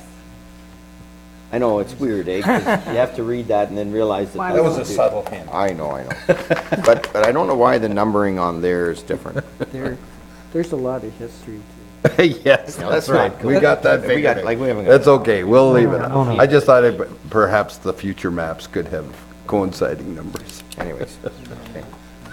Yep. The one is actually 16 and 18 Ann Street, the others are lots. That's the difference in the numbers. Street address. Is that what your Correct. question is? Yeah. Right. And later in the meeting in section 15, we're going to be considering an adjustment to the mechanics of the sale of that doesn't affect what we're talking about here. Yeah. And there'll be an update, a report coming back to the next meeting with the actual site plan. Okay. I'll make. Moved by Councillor Turton, second by Councillor, Deputy Mayor Faulkner. All in favor? Next is, Gord, you doing this one? Yeah, we'll do that. Okay. So we have a facade grant application for our downtown Hairston building. Actually, it's the Hearing Center at 23 Elora Street South. And it's being discussed with our Economic Development Committee and meets the guidelines, and we propose agreeing this application. Questions or? Actually, for signage. Signage, up to $1,000. Okay. Moved by Councillor Caldwell, second by Councillor Dirksen. All in favor? Good. Opposed land trade, Peter and Josh Harrison. Never seems to want to go away. Coming back. Well, I thought this was all set. Go ahead. Sure. Yeah, as our mayor alluded, this is a long one. This is our Building Canada Fund project that probably Councillor Turton may remember. We started in 2009. We got the scope increase and all that. So this is just finalizing some of the paperwork. The actual work was completed as of January 9th, 2015, and we believe we've filed our final claim. But we talked several times and met several times on site with Josh and Peter Harrison, and they wish to kind of work with the town on improving this force main, and they've been very helpful, but they also have some properties in the area, and this easement and kind of a land swap will facilitate both the development of their properties and, of course, increase ours too. So if any other concerns or anything? And Brian's very familiar with it too. Mover and a seconder. Turton. Councillor Elliott, all in favor? She threw that right in front of you, Judy. I couldn't help it. What I was talking about, I had. He said he's missing out. Okay, that's done. And we'll turn it over to Councillor Caldwell to assume the chair. Okay, and the Finance Committee has 4 items on the agenda Oh, for tonight. crying out loud. We're going to take over tonight. Yeah. This is our meeting, didn't you know that? Yeah, you got it. The first one is the approval of accounts, and that's quite easy. I would ask, there's nothing drastic this time. No, it's hard to find Yeah. anything unusual. Well, we bought those lovely tables there. That's one of our highlights, I guess. We also made a payment on a development charges study, which you've seen the results of there. A few website improvements, only a few $1,000s there too.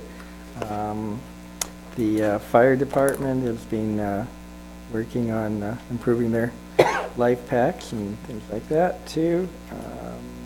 Some more training. I think April and May are heavy training months for Public Works especially. They did some chainsaw trading, about 3,700. Again, well, we've had many meetings about upgrading our SCADA system, which is our water monitoring, and we've involved our computer consultant in that one too. So we're just trying to pick the right way. It's an interesting project. The system's basically about 12 to 13 years old and primarily DOS-based. We have to improve things there. And let's see, in recreation, they got a scrubber for $6,200 plus taxes. I think those are the highlights for the floors. Councillor Faulkner, you had a question, or were you ready to make the motion? Is that- you're No, I looking- have a question. Have we started I&I? They called today and removed the trailer, so it should be. Okay, thank you. Okay. And Councillor Ellie, you have a question? Yes.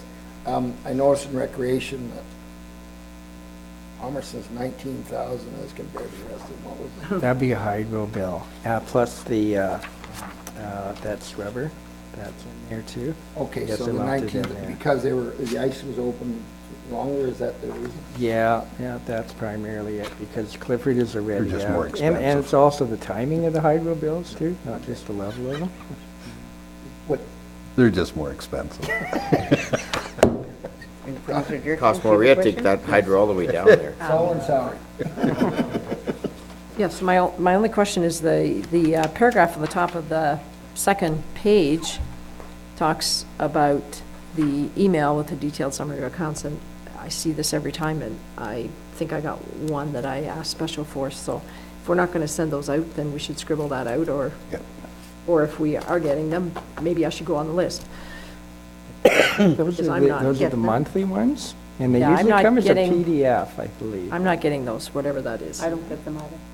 Okay. The list of checks that are issued? Yeah, I never get that. Okay. They don't come out, they're usually Not about out 2 months monthly. behind, but, They not Yeah. necessarily come out every meeting or. I've never No, received one. but I, well, then you must not be on the list.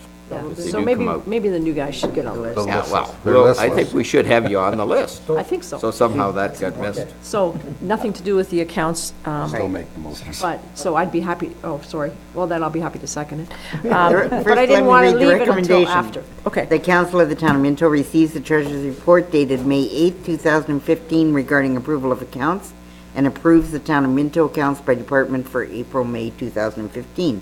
Moved by Councillor Faulkner, seconded by Councillor Dirksen. All in favor? I get Oh, demoted. I'm sorry, Oh, Deputy don't worry Mayor about it. Faulkner. We know who you are. And the motion is passed. And our second item on the agenda is in regard to Legion tax exemptions. And I'll pass it over to Treasurer Duff. Sure. Okay, this is an exemption that the town of Minto has, in cooperation with the County of Wellington, done for several council terms, and it requires a resolution to be adopted once per term of council, and I believe that the county passed their bylaw on April 30th. So this, we all know, I think Legions all over are struggling, and this is one thing that we can kind of do. There's no power to exempt it from the education portion of taxes, so they still have some tax expense, but this does help. And yeah, it is minimal. So, The recommendation is the council receives and approves the report dated May 12, 2015 from the treasurer and consider the attached bylaw in regular session. Moved by Councillor Dirksen, seconded by Councillor Anderson. All in favor? And passed. No.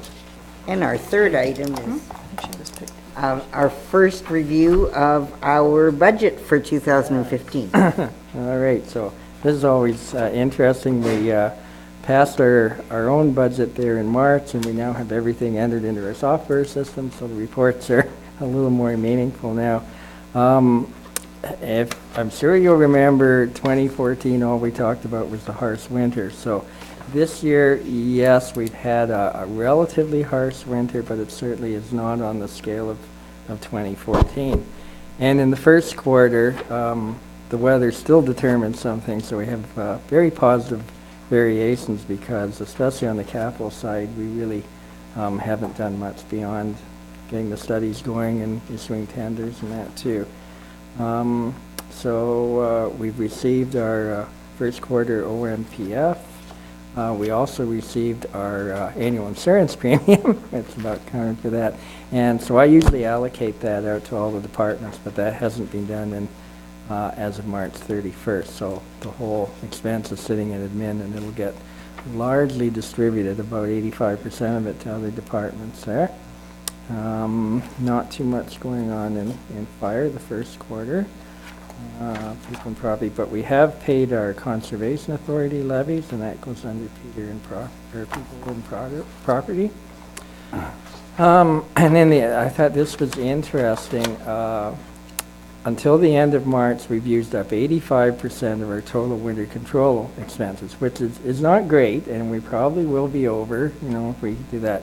But a year ago, in the first quarter, was 142%. So bad, but not a disaster last time. Bad news. It's just mildly bad news, yeah. And we still had the patrols, but I know that we didn't receive the same volume of snow. We didn't get any thaws, but you know, the guys were busy, but not quite as much salt and sand needed to be out. And just for interest, I'm still waiting on the December 13 ice storm. So no news on that one there. Water and sewer, again, humming along. As you can see, a lot of the payments there are debt related.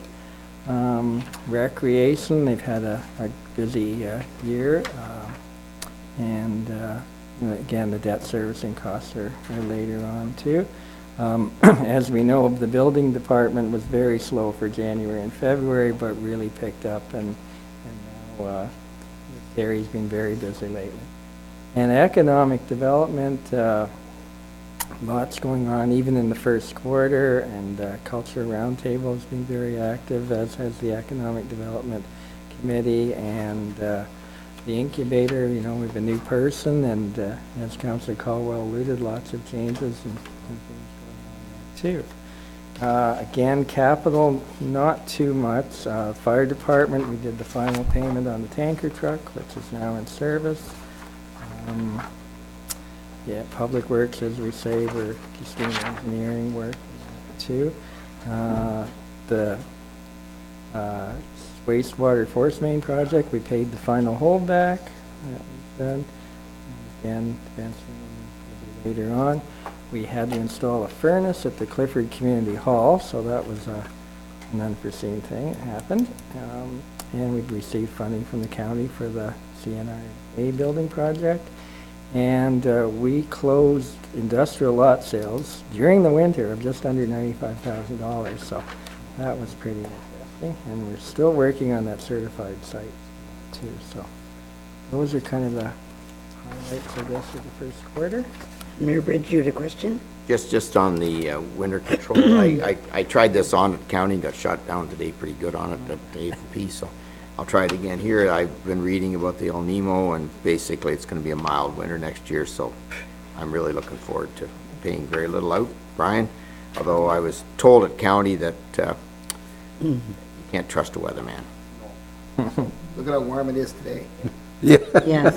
So that was my only comment. Okay, and Deputy Mayor Faulkner, you had a question as well? Yes, and maybe this has to go to Public Works Director Hanson. The what's the wall called in Clifford that for ashes, remains, burial. Columbarium? Columbarium. Thank you, the columbarium. And the plan, I believe, is one for Palmerston this year? Is it? No, not this year. We're in the design stage of one Okay. And is there anything planned for Harrison?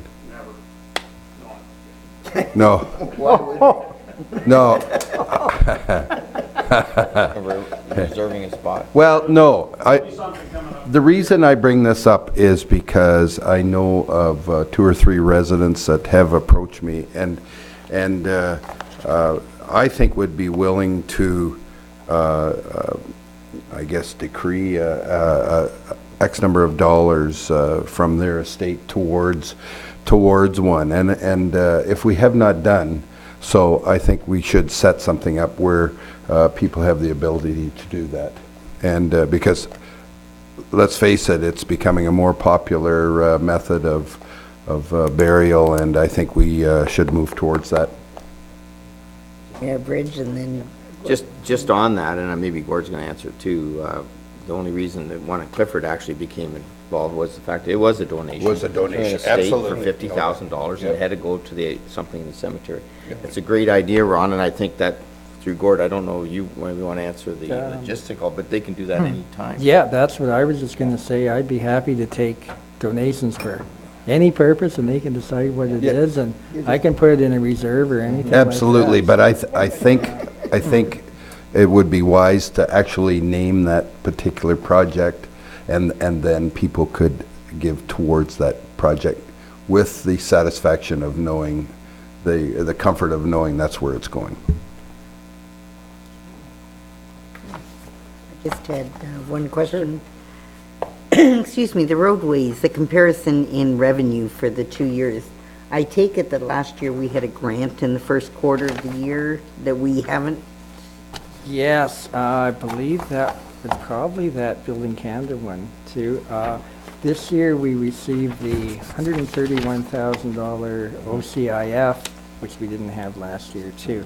But in other years, yeah, we were still underway with the MIII, and like that was the 16th line, and we also had the 3rd line project.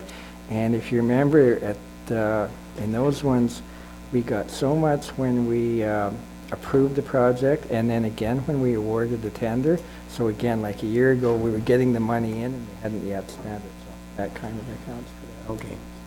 And some of the costs probably carried over, and that's why the costs are higher last year as well. That's true, yeah.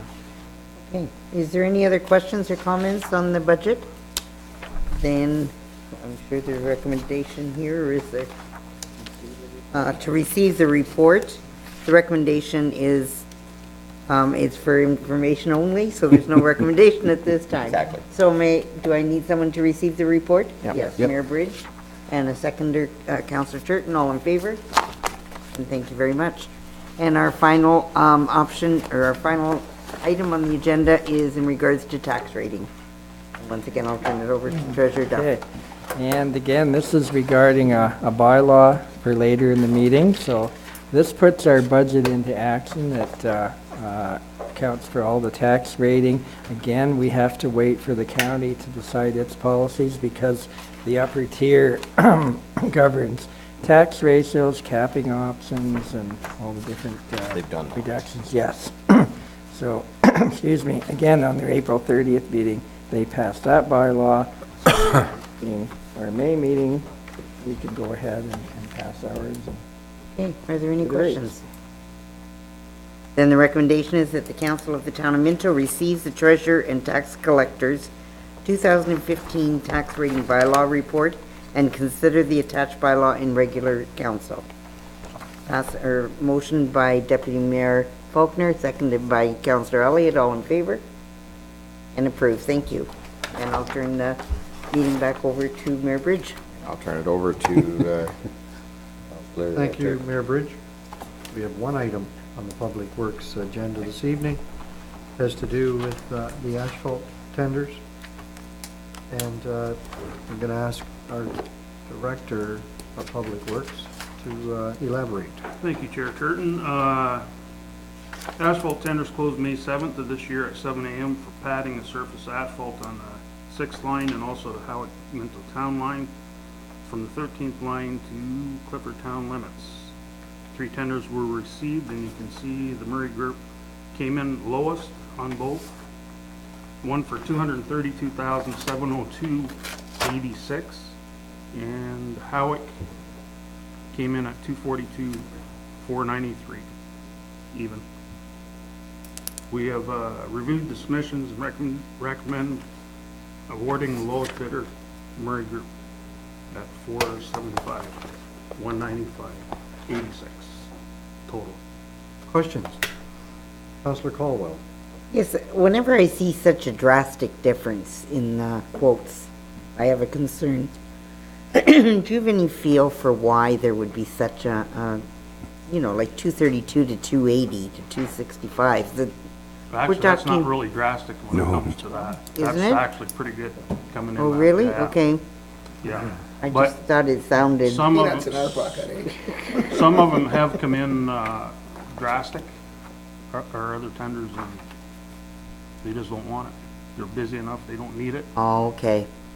That's what I'm guessing, that they're thinking. So why do they bother tendering then if they don't They get want lucky. If Yeah, they get lucky and they're Oh, then the it's only- worth it to them if it's that high, okay. Yeah, if they're the only ones that bid on it and they get it at that price, then it's a bonus for Okay. those. That's what I'm thinking. Councillor Dirksen. Just was reading about some concerns about the quality of asphalt. I don't know if you've heard anything about that, but just some companies doing some least cost formulations, finding ways to make it a little bit cheaper. This is a lot of money that we spend on asphalt. And if it was our money, and it is our money, and I mean, these are all reputable companies, don't get me wrong, but I just wonder if there's any assurance that we can get that says, All our tenders have testing. When we put Okay. our tenders out, we get test results back from them that have to pass. It's called sieve testing okay, great, on them, so we got that covered under our tenders, so, okay, good to know. yep. But Thanks. you're right, there's We things set that the happen. spec, right? You set the spec. Yeah, that's right. And We set the you standards and monitor they it. meet them. If they don't, then we don't accept it, it's torn back up if necessary. Is that an Ontario standard, or do we have our own? No, that's a provincial standard. Yeah, it is Ontario standard, yeah. Councillor Elliott. If after the fact, you find out they laid it down and you go, you slipped it in on us and put They Murray slip Group it. wouldn't do that because they're a reputable group, but if that did happen, can you go back on the company then if you could prove that they put down Yep. inferior? Yep, if their tests don't match or exceed what we recommend, they rip it back. They're told to rip it back. Okay. Yep. Go ahead, Councillor Dirksen. Sorry, if I may. Oh, sorry. Well, it's the second time. I guess the other thing is the preparation of the base then, as well, is just as important as the asphalt as well, so that's, Actually, it is more important than Yep. the asphalt. yeah. Yeah, the base is always the big, even with sidewalks, it's our main concern. Like I said, we have it covered in the tender process. Great.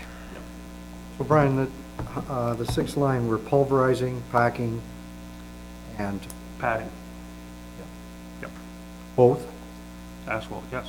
So the 6th line goes from the 109, how far down? The 12. Does it go right to? The 6th, or or does it whatever go they want, County Road 6, Wellington Road 6. Right to the end? Yep. But Yeah, this, not on this tender. this is for half of it. This is just, yeah, To the Pike Lake Road? yep, And the Howick Minto Town line then? yep. Goes Okay. from the 13th to the town limits, I think. Okay, so Yeah, to the town limits, to, Clifford town limits, sorry. and to the 13th. Yep. And that's split between us and Howick. That figure's split between us and Howick, or is that our share? That's our share. Our share. Do we have any indication on when they're gonna do from the 13th out to 89? Actually, 87? as I was sitting over there, my road foreman says, "Are you done yet?" because they want to know tomorrow morning. Okay, good. Because they want to fire up as soon as possible, the Murray Group. Nice. So I says, no, I'm not done yet, so. I'll Other get questions? Done. Can we have a motion? Thank you, Mayor Bridge, Deputy Mayor Faulkner. So, the recommendation here then is that the council receives the May 12th, 2015 report from Public Works Director regarding tender 2015-11 asphalt and approves the hiring of Murray Group Limited at the combined tender price of $475,195.86, excluding HST. All in favor of that motion? Against? That's carried. I have one question. How many meters do we have to put in yet? Water meters? I didn't talk to Wayne today. I think there was only one or two left that we're waiting for. But I'll redouble check last week. That we're waiting for to be received, or? To get in to do it. They have till, I forget the date on it. It's probably the end of this week to get it in. If not, we shut the water off. One. It was 2 last week. That might not be the case today. So these folks. I can let you know tomorrow. The folks that, this one person has had lots of warning that when the water goes on. Oh, definitely. Letters coming up. Thank you. I'll pass the chair back to our mayor. Okay, yep, thank you. Okay. Moved by Councillor Call, second by Councillor Elliott, the committee of the whole convenes at a regular council meeting. I do the, that before we... No, I got, sorry, you're jumping the gun. I got other business. This is closed. I can't, I got a couple of Rons here that'll be all over me like a rash. I don't let them have their copy. So, good try though. Yeah, we tried that. Ron, I think you were first Not gonna let last the time. plowing match go first? No, I'm gonna let you go first. It's not the plowing, it might not be the plowing match. Yes, it is. Oh, it's a plowing match. All right. So I'll let you go first, Ron. Right. Actually turned into 2. Yours will be party in the park. I know. No, okay, I just. It's going to be. Okay. Councillor Caldwell already mentioned party in the park. I don't have it. Okay.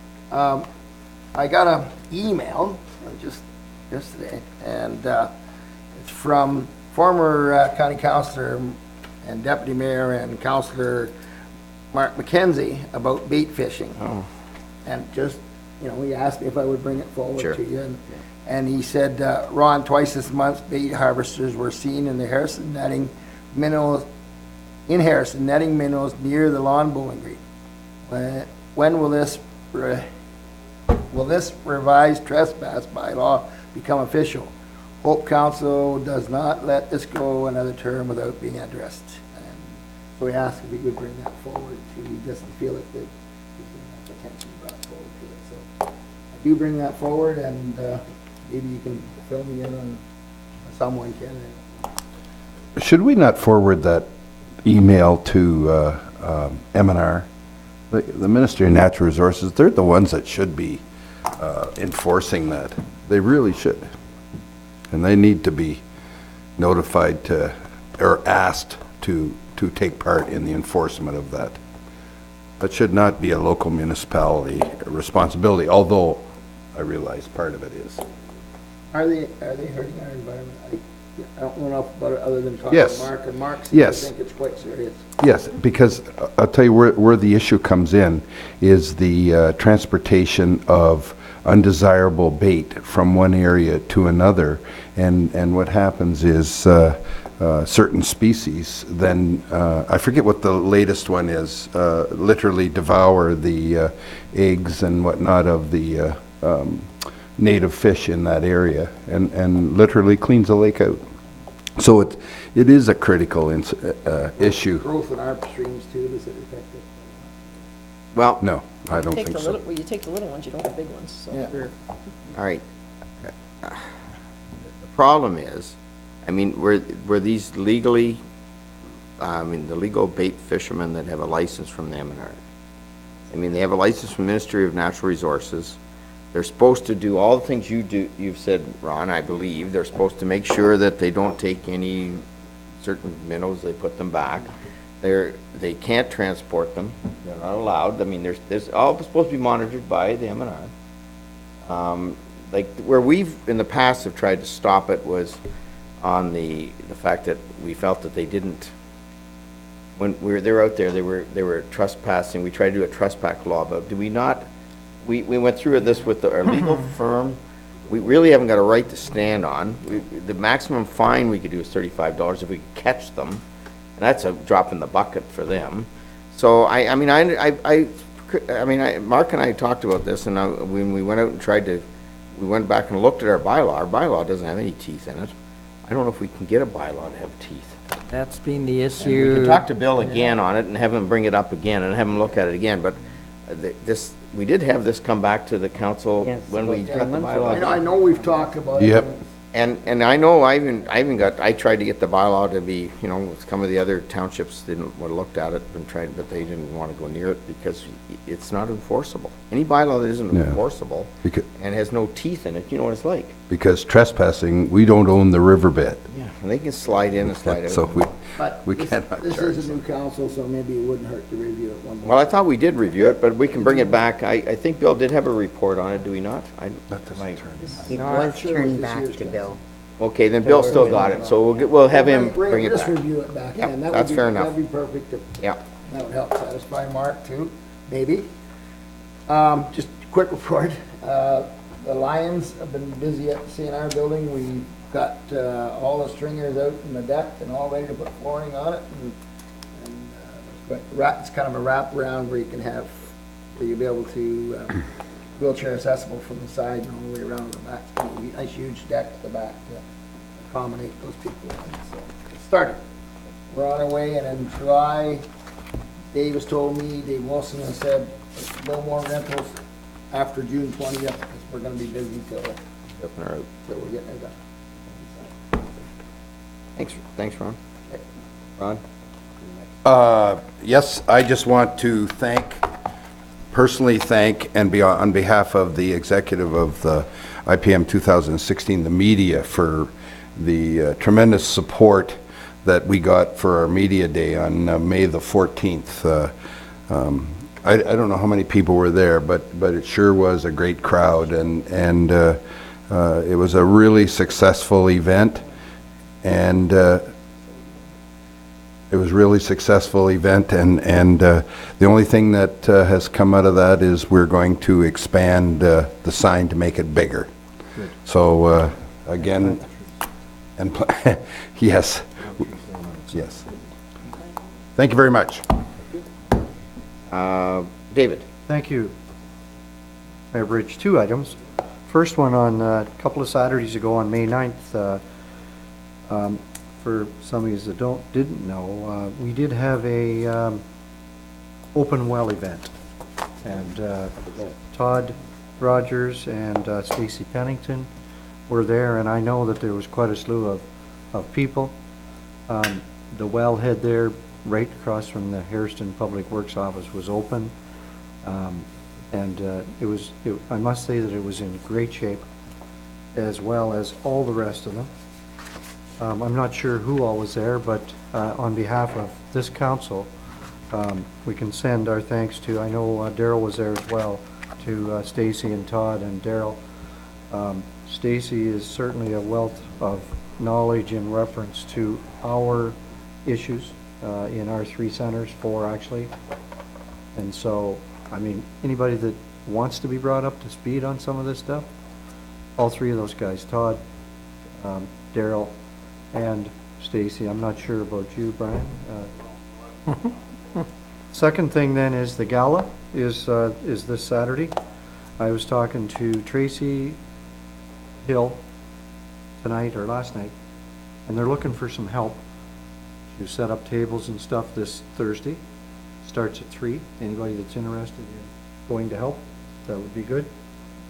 And I think pretty well all the tickets are sold. So it's going to be a great event. Please is. Thank you. Anybody else? I have a couple.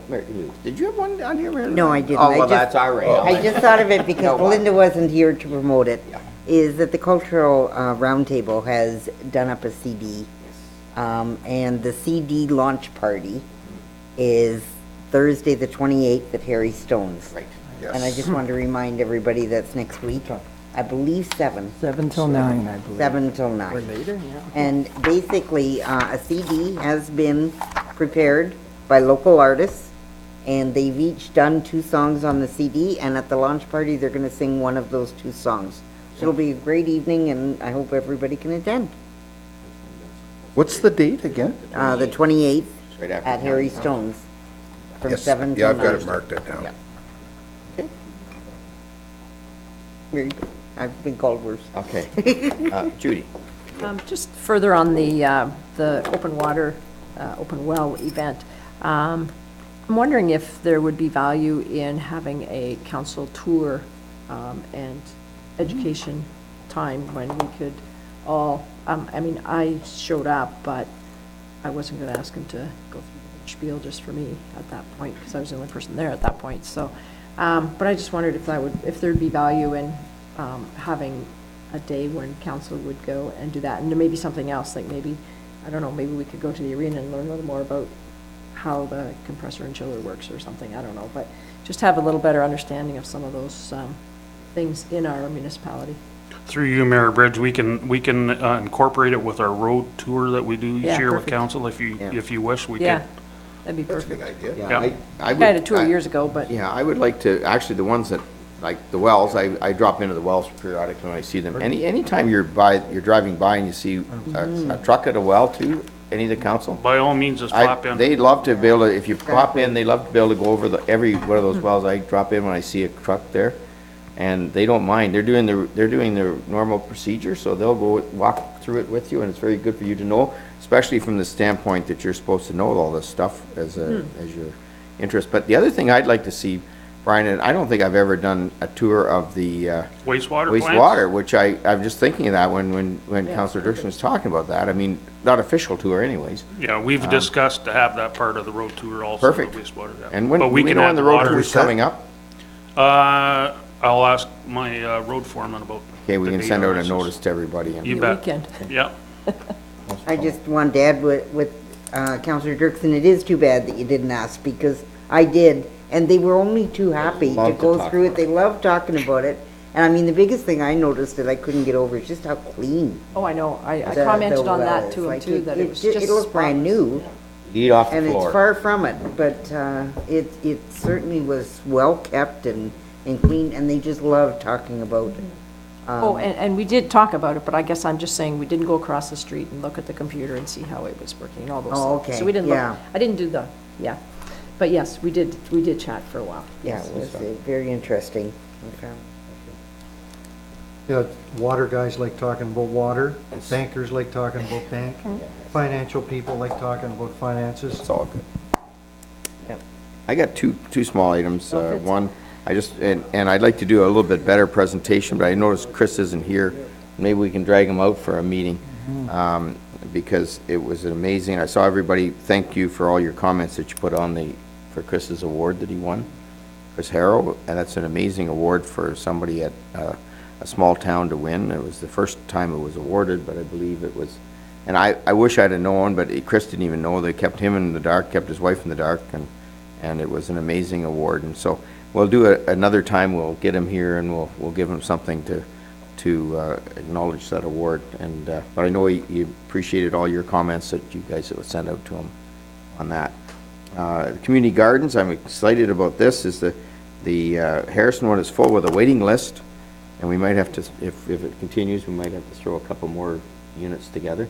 But they have 20 down there, and Clifford is scheduled to be, and I give all the staff a lot of credit for this. We were able to get the soil for nothing as long as we could truck it here, and the town's going over the truck. We're doing it on Saturday. I think the fence is supposed to be up tomorrow. It's all coming together. The Rotary Club put the boxes together. Calc is going to be there this Saturday with wheelbarrows and water got all done. So Clifford is going to be up and running this Saturday, and I think people are starting to plant, not maybe tonight because it's whatever, but there's nothing out there right now. But it's great to see those operations on the go. So it'll be good to see that. And that's about it for me. I don't think anything else, so if you want to pass that, oh, sorry. I just got one. Did you have something there, Gord? I Yes, do you have did. Sorry, something. so you Here we did, are. yes, sorry, I All missed right. you, Gord. That's okay. I don't know if you heard, but late last week, another grant program was issued. Yes, It's called the 150. Canada 150 Yes, Community that's right. Infrastructure Program. There's some interesting things already. The costs that are eligible don't have to be or cannot be incurred until April 1st, 2016. It's maximum 50% funding in Ontario. They prefer it's only 33%, so we would have to come up with 2/3. And they'd also prefer it be construction ready, and the deadline is June the 9th, or 3 weeks from now. So that's... To apply. Yes, even though it doesn't apply. So Gotta get at it. if anyone has any ideas, suggestions, please pass them on to me or the other staff, and we'll try and have something for you for the next council meeting, because that's the only second. one that is before you. I mentioned to Gord about the trail system, so that would be something that we were looking at doing that for the centennial, or Saskatoon, whatever it's called. And I kind of read into it that I thought that would be one that would qualify. So we should try to get maybe we get the staff looking at a couple others. If you have any other ones you can think of, let Gord know, so that we can come What up with type some- of projects are eligible, did it say? It's, Yeah. yeah, there's a It bunch is, of them in there's, there. well, just briefly, community centers, including Legion halls, cultural centers, museums, parks, trails, bike paths, all types of recreational facilities such as arenas, swimming pools, sports fields, tourism facilities, cenotaphs, and, okay, here is really broad. Other community infrastructure that have a public benefit, such as roads, drinking water, broadband. Oh, my goodness. Like, you name it, it's Yeah. pretty much qualified. But again, within those limitations, and How much money is there? it's only, I believe, 44 million. For Canada. Yeah. So, like, we're not big, we're not although- talking building roads. So we could only apply though for one project, is that? Yes, one you think? project, Okay. and they are coming out and saying it's much better if you only ask for a third than 50%. And just going on the website, it's a federal program, but there's different rules for different parts of the country. The north has a different one. The reason I thought the trails works because we what, a third, the county's kicking in money as well, right? So that might work. I mean, and the unfortunate part is we really don't have In 3 weeks. to 3 weeks, pull how the you gonna come up with process. a costing and study? So it has to be sort of shovel-ready, so. If we want more information on that, we'll come in and, Yeah, definitely, this is floated to the top of the list or again. is it by email or that's just? Yeah, could you email it to us or no? It's on the website. Yeah, I can email it to you. I just downloaded it from the website, but I'll email it to all of you. Okay. And I'll email it to all the department heads too. And see what- Yeah, because that's something we should give some Oh, yeah, really we definitely considerable want thought it to. put in. So if we're in a project right now, like the CNR building wouldn't qualify? Can't start it. About $2,000 per community. Yeah. The problem is, it'll be hard to come up with something in 3 weeks that we can, we'll have to discuss it on the 2nd. Yeah. At least say that's the one we want to run with. So that's the problem, we're running into a little bit of a snag, typically. We knew it was coming, but you think they give you a little more No lead kidding. time. And then, as you said, Gord, what got me was the fact that they'd like it to be done for 2007. Yeah, so it could go to 18. Could go to 18, but like really, they'll probably look at projects that are gonna be done in 2017. So I don't know. It's a hard one. 17 or 16? Well, they want, you can can't Start in start till 16. 16, but you have to be done. Can't start They'd like till to be done in 16. 17, but I guess they could drag one out to 18. But the idea is to celebrate the 150th, so you'd like to see it done for the 150th. I don't know. Oh, There we are. not easy. Great planning. All right, anything else? Now we're going to. Now we can go with this.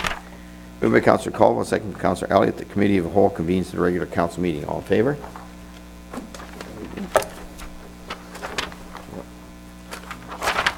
Moved by Councillor Elliott, second by Councillor Dirksen, the Council of the Town of Minto ratifies the motions made in the Committee of the Whole. All in favor?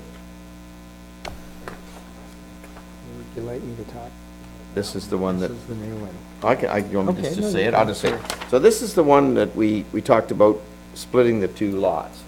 So this resolution is with the lot split. And the sale of the other lot will be down October 1st. So I'm going to read the resolution and we can discuss it a little bit because it wasn't in your package. Moved by Councillor Dirksen, second by Councillor Anderson, that Council of Town of Minto amend the agreement purchase sale dated January 8, 2015 between the corporation, the Town of Minto, and Richard Moldenar as follows. The sale of lot 267 shall close on or before May 22nd, 2015, as agreed by the solicitors of the parties at the selling price of $22,500 plus applicable taxes. And then B, the sale of the lot 268 shall close on or before October 1st, 2015 at the selling price of $22,500 plus applicable taxes. And all other conditions of the agreement of purchase and sale to apply. And further, the Council of the Town of Minto authorize the mayor and clerk, CEO clerk, to sign the appropriate documents to put these changes in effect. So the difference is, he was originally going to buy both properties right now. He wants to buy one now and one October 1st because he's going to get this other one started. So that's the difference. Questions? Rich, is there, so he's officially taking ownership the 1st of October. Is there any stipulation on when he needs to build? Not really on these. No. These aren't like the industrial ones where Yeah. because he's paying full price, what we feel is, what our evaluated price is on those lots. We figured lots in Clifford were at 20 to 20,000. Yeah, we don't have people lining up for them, so. No. It just, I think it for him, and what I think he explained to Gord was it's a little bit of a tax thing because he won't get building this other one until probably 2016 on the other lot. He wants to get this one started on too. And manage to get it going and rent it. I don't see a problem with it. Isn't this the 11? All in favor? Okay. Moved by Councilor Anderson, second by Councilor Dirksen, that the bylaw number 2015-49 to authorize the mayor and deputy clerk to sign documents to exempt war veteran service clubs from taxation by the town of Minto be introduced and read in first, second, and third time and passed in open council, seal of the corporation. All in favor?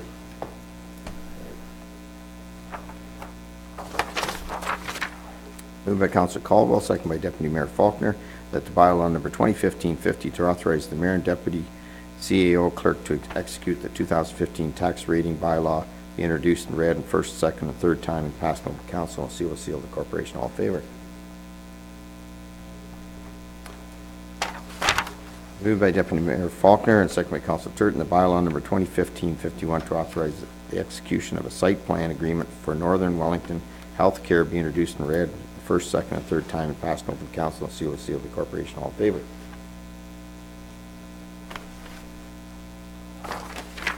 Moved by Councilor Turton, second by Councilor Caldwell, that bylaw number 2015-52 to confirm the proceedings of the May 19th, 2015 committee and council meeting be introduced, read in first, second, and third time and passed in open council, and seal of the corporation. All in favor? Carried. Moved by Councilor Elliott, second by Deputy Mayor Faulkner, the council of the town of Minto adjourned to meet again to call the mayor. All in favor? Good meeting, everybody. Thank you very much.